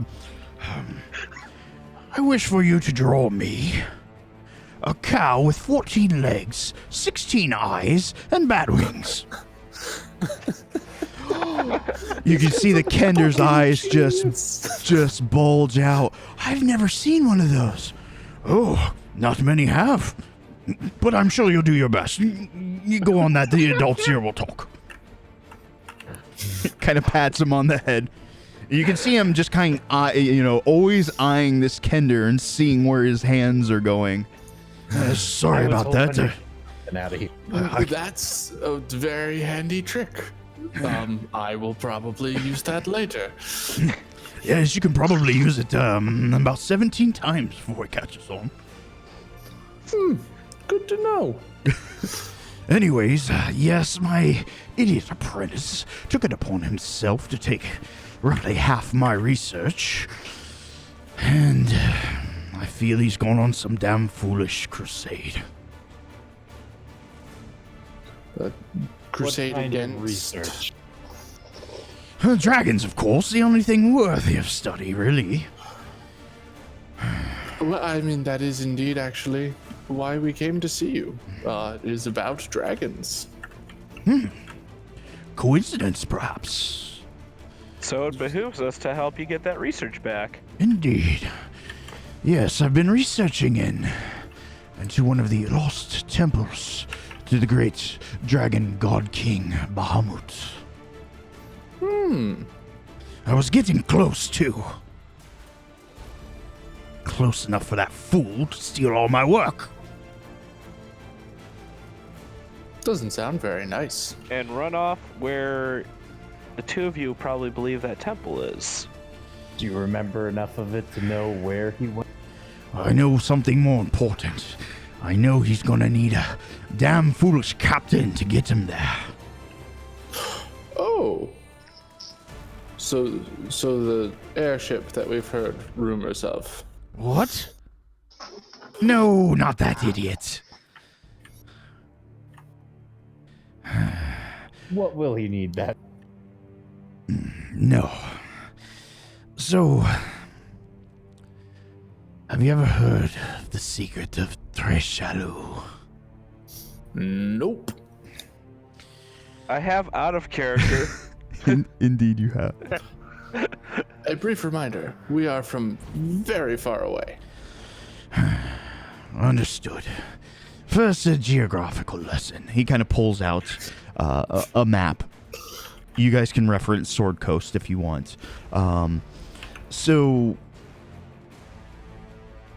I'm trying to remember. It was situated between Baldur's Gate and Waterdeep, I believe. I'll correct that later. But it is along the Sword Coast, and it'll kind of point out a few things. They may or may not be important, but for reference, it is the Sword Coast. With this edition, obviously. Out here, there are a series of islands. I believe I don't know for certain, but I believe we finally located which island it's on. Now, the seas around those islands are quite treacherous, though with enough gold currency, even the most cowardly of captains could be persuaded. But what's this interest that you have in the Swallow's Compass? I also don't know what that is. Our interest in dragons is more practical. We come from the land of Tantabus. We were in fact sent by their ruling council, the Tenyo, to speak with you and acquire information about dragons on their behalf. I don't think that's what. I think the Swallow's Compass is something else that was brought up. No. Oh. Okay, so we were talking about the airship. Oh, the airship is the Swallow's Compass. That makes more sense than what I thought it was talking about. Oh, we had just heard it was here, and any ship like that could probably get to the places he would want to go. Yes, that's probably quite true. But getting to the ship and its damn foolish captain. What a brigand. Anyways, he hand selects his crew. He's a bit eccentric. He goes by the name of Jacon de Cardinal.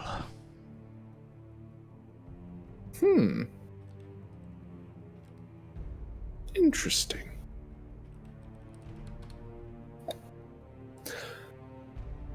That is certainly a name. It is indeed a name. It's a damn foolish name and he made it up. That sounds more accurate. Yeah. I wasn't gonna say it. Thank you for saying it for me. It sounded fake. They say there's no better gifted pirate than Jacon. A pirate? Yes, a pirate. A sky That makes pirate. things simpler. God, pirate. With his sky boat. This is so much fun out of character.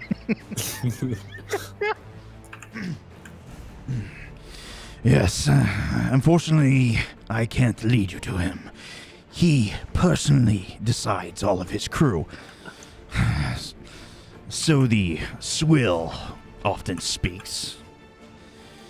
If you want to get his attention, you're gonna have to be outlandish. I don't recommend That it. won't be hard. I've used it.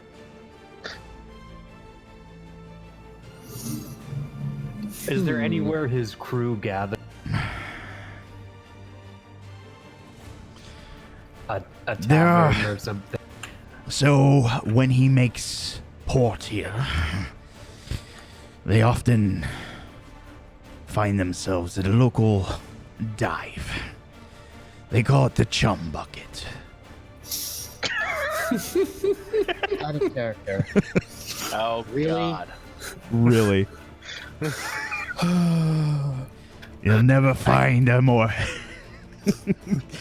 wretched hide of scum and villainy. Scum and villainy. Yeah. Villainy. Of course not. So He's not the one you need to worry about. It's his first mate. Never seen the like. He seems more machine than man. Hails from a far-off country. I imagine not the one you're from. You know, I wouldn't be surprised if he was actually. Well, Is the metal that he's made of, is it gold?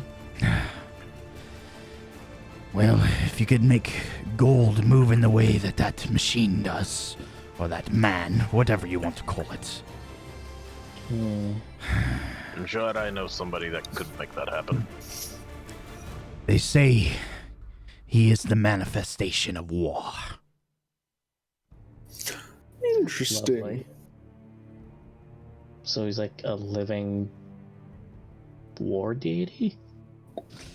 It's hard to say.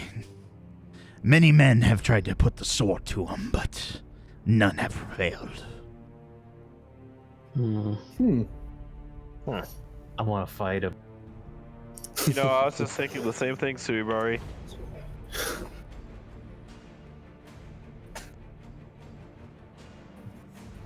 Maybe just a friendly, honorable duel. I'll leave that up to you. Just know you're gonna have to make a bigger ruckus to draw Jacon's attention.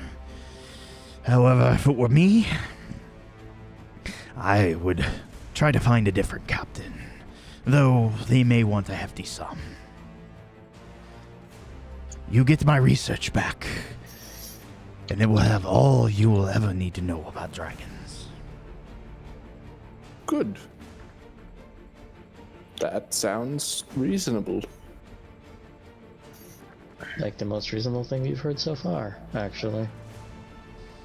Well, us Drachenfallians are humble people. He looks over at Short Round. Did I not say 16 legs? Oh, I'm so sorry.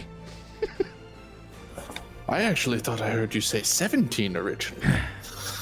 He gives you a wink.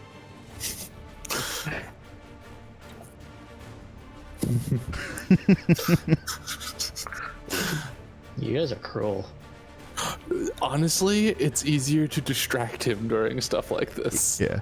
He looks over at you, Shizuka, and says, I've already been robbed once. Not a second time. Not by a kid. No, that's fair. Yeah, I totally get it.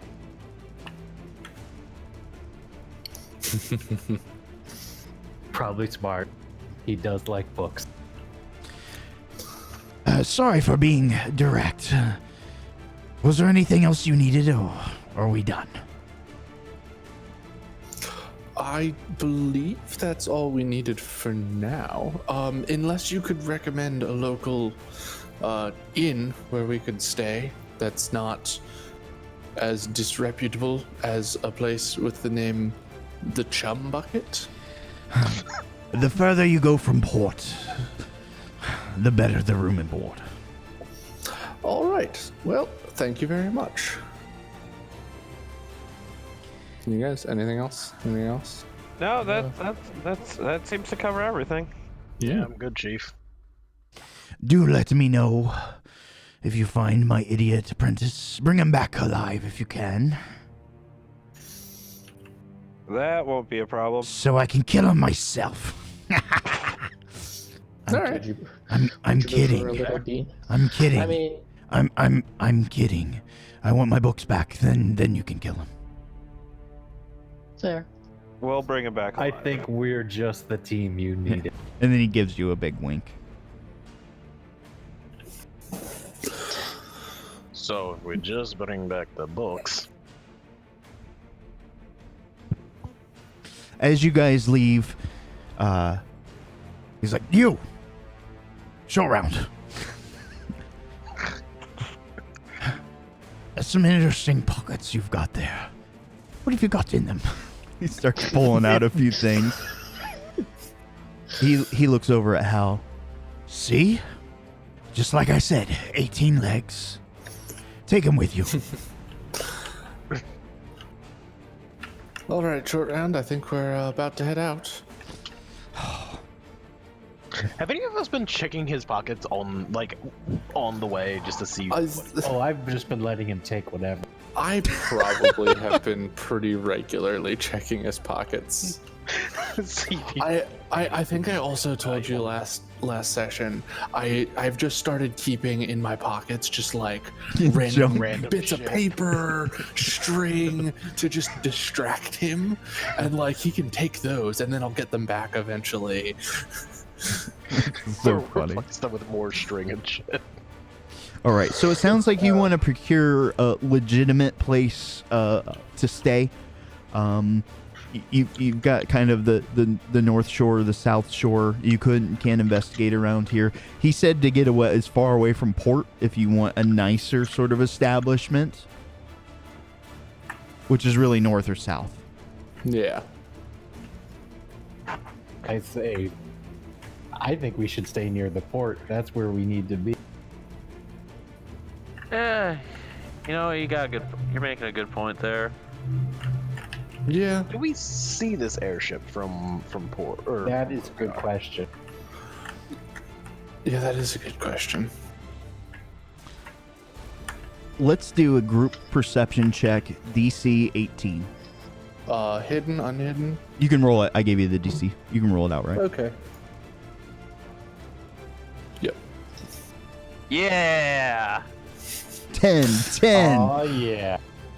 21. Boris sees That's, it just a little bit better because he flew up a bit. Just short round to see it.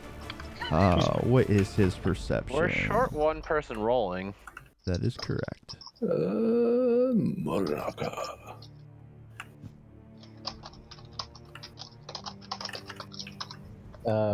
Yeah, I think we can win if. Mikado's just distracted by the lights and sounds of this city. That's pretty fair. So yeah, a few of you will notice this. Way high in the air, almost you can see it as it kind of pokes out from some of the local clouds. You'll see it kind of move in, and I should get a marker for it. Let's use, what do we want to use? Here we go. Interim scant route. Kind of pulls in, and as you kind of pointed out to the rest of the party, you can see it's moving across the sky, and then it just seems to hover there for a while, and then you see a long sort of line extending from the ship, and it's drawing vertically across the sky, from top to bottom. Huh. Okay. It is good and impressive. Well, we know where it's anchored at least. So are we hiring this man or are we taking it? I mean, I believe our idea was to commandeer the ship? But you also have to find Hester's apprentice, and Hester believes that he went to procure a sea captain. We could go to the docks and see if he has procured a sea captain. That is a good point. We should probably just find Hester's apprentice first. Yeah. We should Worry have about asked airship Hester later. what his apprentice looks like. We probably should have. Oh man, you guys didn't. And then We just need to look for the guy lugging around 47 books. That's totally fine. Honestly, this is the kind of shit I'm good at. I'm gonna start doing some bounty hunting. Okay. I'm gonna see if I can find some contacts and ask around at the docks about a guy with a bunch of books trying to hire a boat. Okay. So a bit of a divide and conquer, it sounds like. What is the divide? I know Hal is going to go investigate. thing.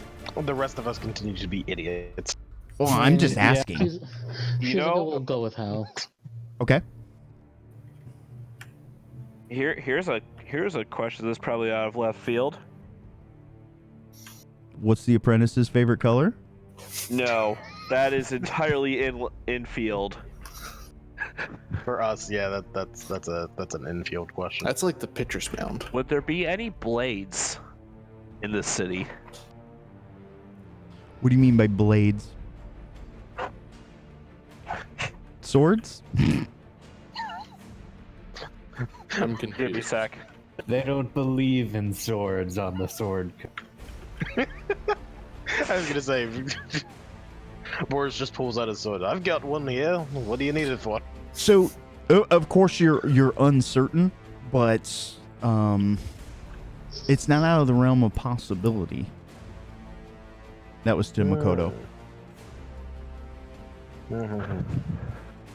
You know what? I'm gonna look around for that. Okay. 'Cause that would be a good source of information. I would like to go to the chum bucket. Okay. That's gonna go well. So That's the plan. little bit of divide and conquer. The chum bucket is exactly here.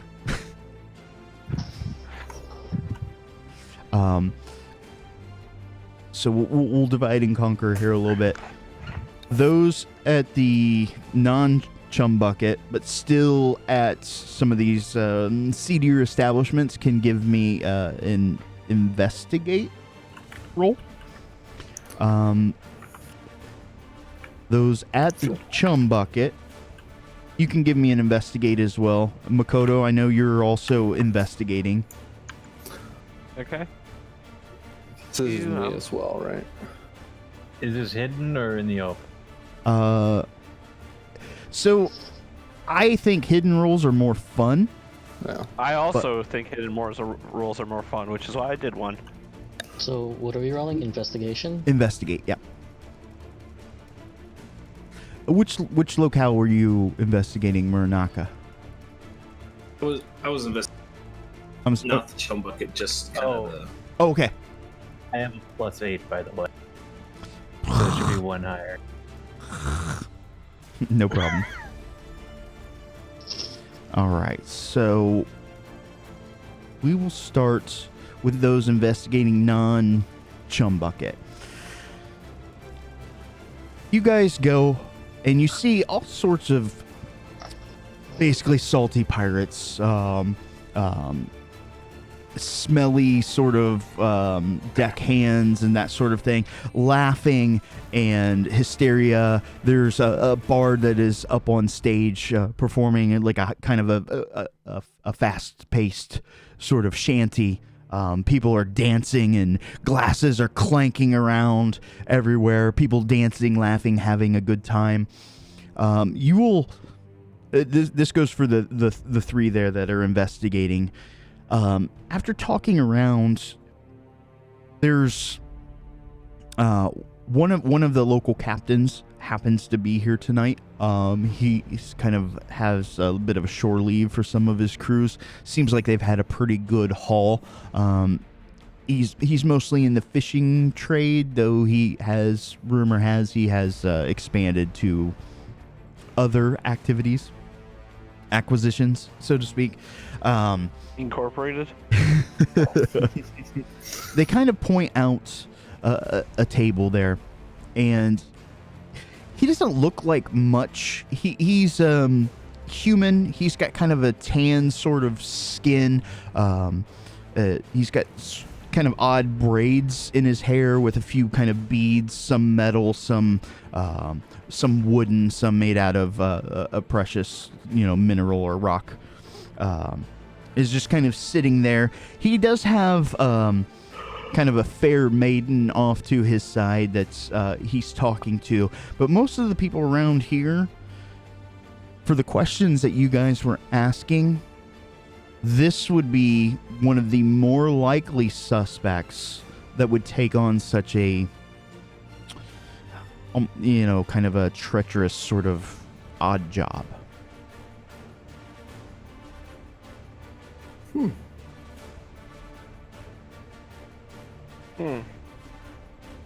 Would you like to approach and start a conversation?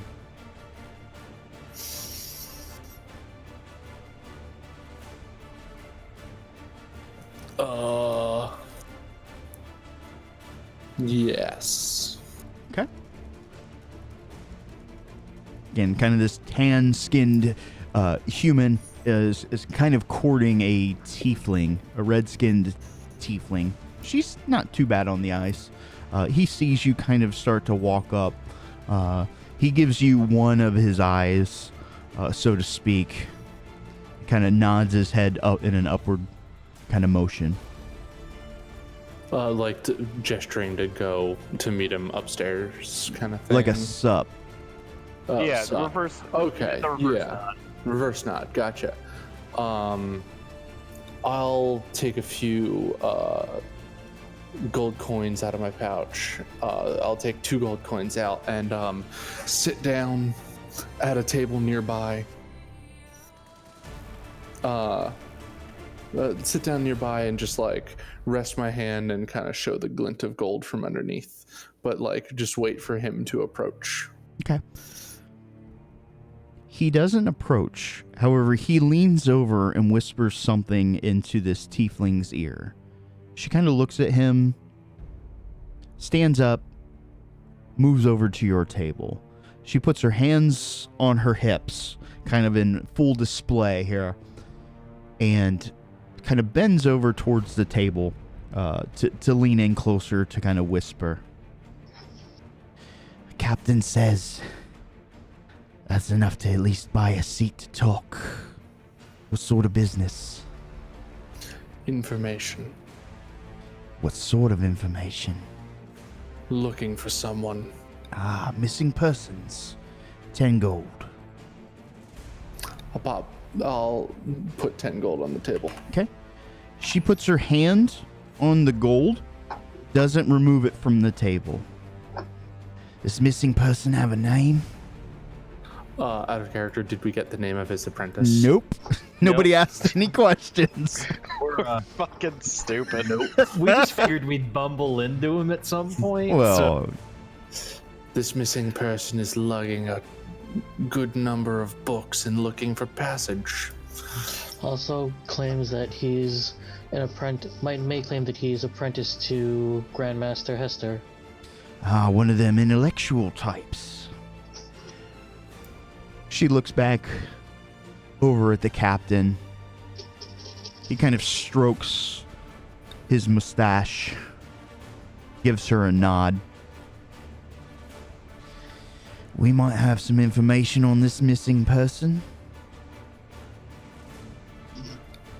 5 more gold. I'll pull out 5 more gold. Okay. The captain will be with you shortly.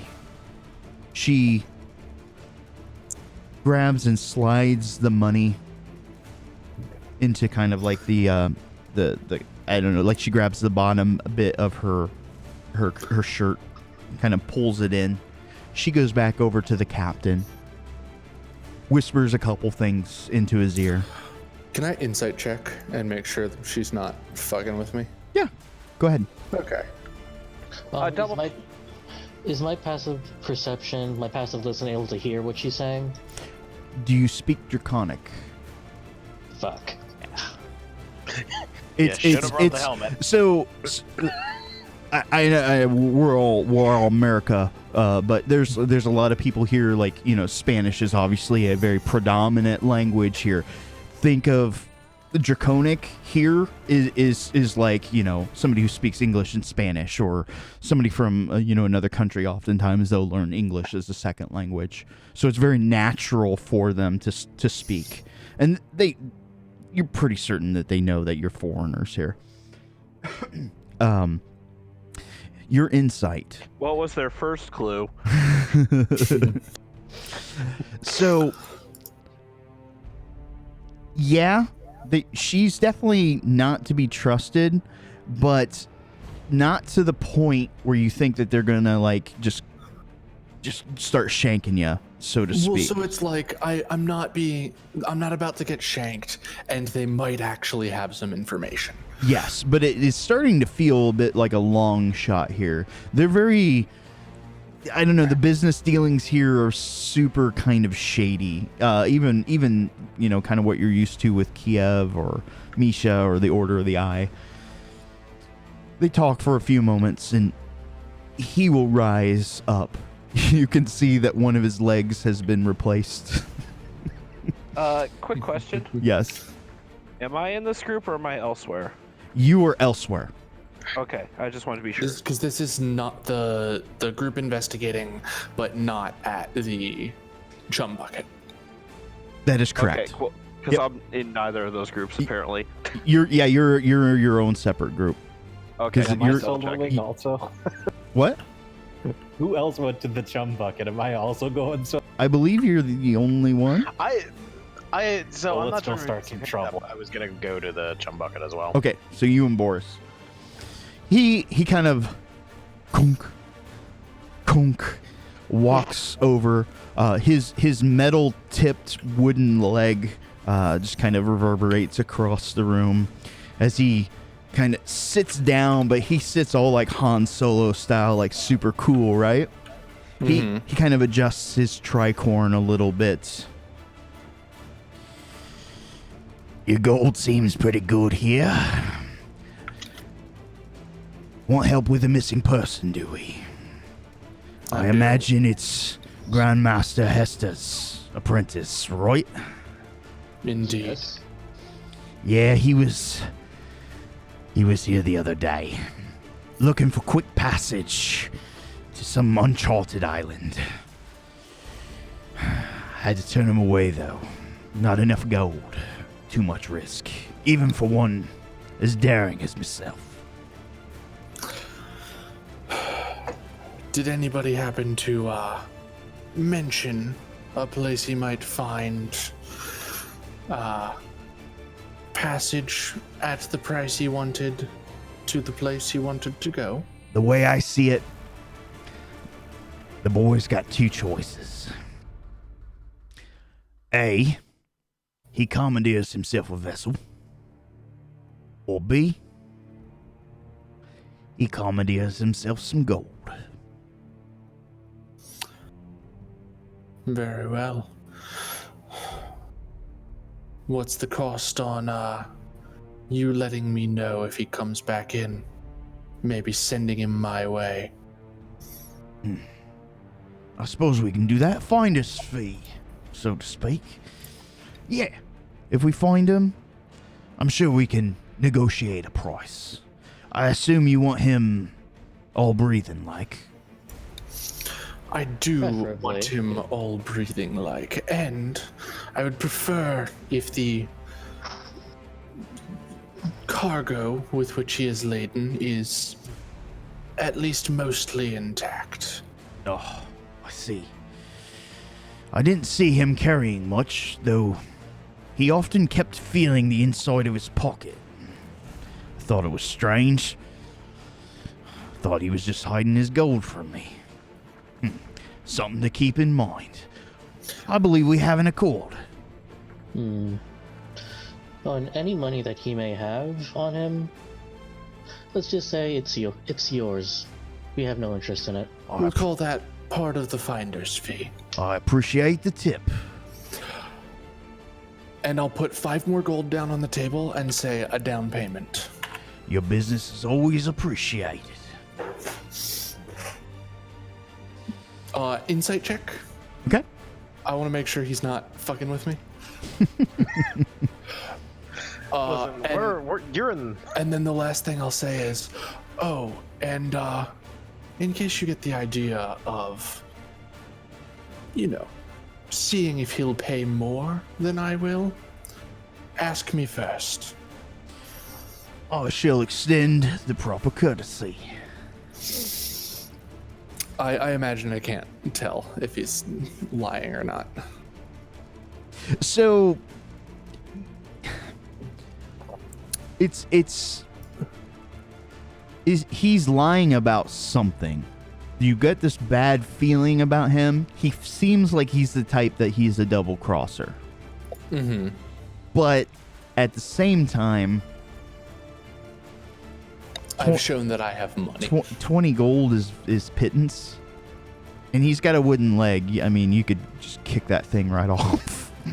Yeah. Punch it off. All right, so just so we get all the groups here, we're going to go over to Makoto, and your role was thus. You're going to ask around a few things, and eventually they're going to lead you to a small, almost out of the way sort of temple. Inside, there are 4 gentlemen. One of them is kind of dressed as a kind of a traditional monk. He's got the prayer beads around his neck. The others seem to be almost in kind of Valorian attire. You can see that they've got very similar to a yukata and kind of a hakama, as they're seated towards this monk in a bit of kind of, it appears to be like ritualistic prayer. You can see a great humanoid with kind of a fox-shaped head idol on the back wall. And at their sides, you do see that they're armed, and the weapons do seem to be curved. Sounds like I found what I'm looking for.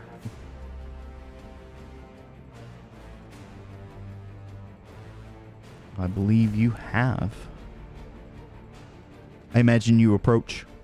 Yeah. The three there with the blades, they don't kind of interrupt their ritual. They're still kind of kneeling, praying, a couple, a bit of incense in each hand. The monk, however, will kind of wrap his hand around his prayer beads as he stands up, moves away from the group, and approaches you. Good evening, sir. Good evening, brother. How may I assist you? I came seeking guidance. I believe you have come to the right place. And in what manner, what capacity, what grace can be bestowed upon you?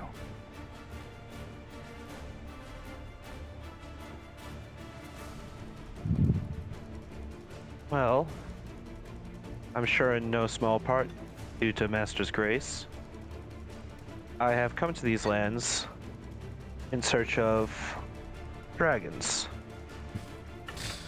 A land of dragons this is, yet none have been seen in many, many centuries.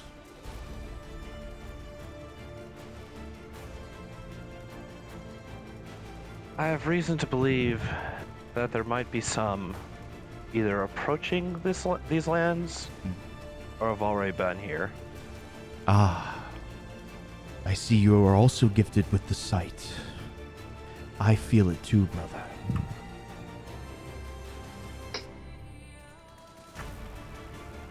Something is changing. The way the energies move, shifting. It is difficult to track down, but the winds of fate are blowing.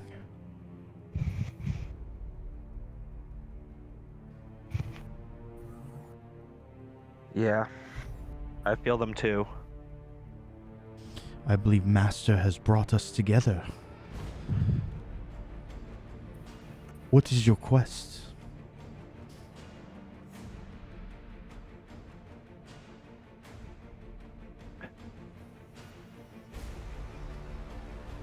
Now, out of character, the question is, do we go overarching or current with this question?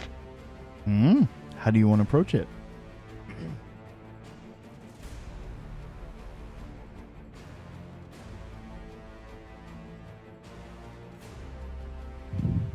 From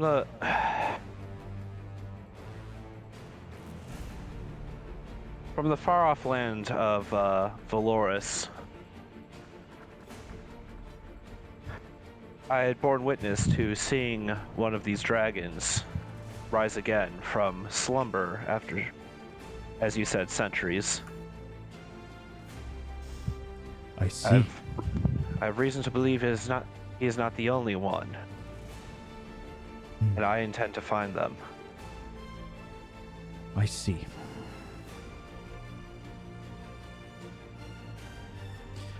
We will do our best to assist you, though these matters are not our specialty.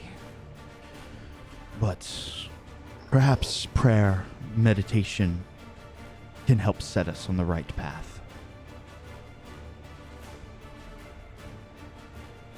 I agree. So he offers you to sit down and pray with him. And I will do so. Are you trained in religion? I can't remember. No. No, Okay. I am not. So just make me a cursory religion roll in the bucket, please. Just for shits and giggles.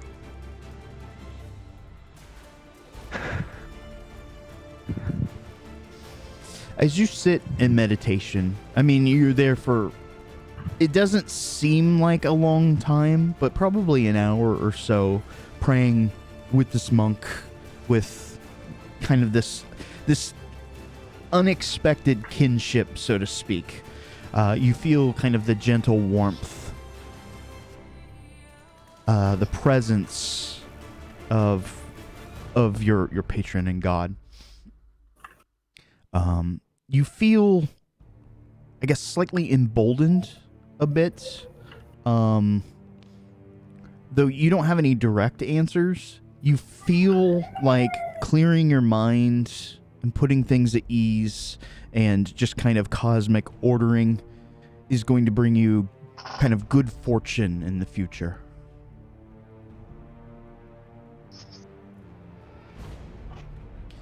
And I'm going to flip over to the last group here. I know we're running a little late. Yeah. Those, sorry for holding the group up with that. it's totally fine. My time management skills suck. So the chum bucket. You guys walk in and it is just a madhouse. You'll see people playing quote unquote darts with daggers, but it's extreme, and they're trying to throw the dagger, bounce it off the wall, and land into a tankard of beer on somebody's head. I imagine somebody's just playing like knife game in the corner. Yeah, I mean it's a den of stinking evil. Fun. Yeah. I mean, there's hands up skirts and all sorts of debauchery going on in this place. It's a rowdy bunch. There's music just blaring, but it's almost drowned out by the kind of the droning and mumbling idiots that are here. You'll see all sorts of if you could gather all of the ugly people of the world into one place, this is pretty much the chum bucket. And as you guys kind of approach, you can see the airship high above, that line kind of getting closer and closer. You spend some time in the bar when the doors kind of kick open. You'll see one kind of mangy, kind of scrawny, he's got a do-rag kind of tied up in one spot. You can see an eye patch that's flipped open. You can see both of his eyes. He kind of looks human, but he also has almost the demeanor and some of the facial features of a goblin. And he kind of walks in, and people start to immediately look and turn in that direction. And then in walks big old Steel Boy. You can feel the floor kind of vibrate as this large man machine just kind of walks in. You can see the floorboards creak. Some of the spackled sort of ceiling the dust starts to fall down. I think that's our guy. They scan the room. Several people kind of look over in that direction, and you'll see the crowd kind of start to part and separate as they move through to the back. Though some people don't just move out of the way, you can see some people that are actively leaving the establishment. As somebody is kind of walking out, it's a short, kind of portly, dwarven character. Almost like a rocket, this man machine's arm just reaches over and grabs the dwarf by his beard and yanks him close. He then puts his hand kind of underneath his chin, still holding the beard, and starts to lift the dwarf up off the floor just a little bit and stares at this dwarf as a small puddle of urine starts to hit the floor. So, when he walked in, did any of that spackle get in my drink? Looking to start a fight. Regardless if it did or not, I don't think...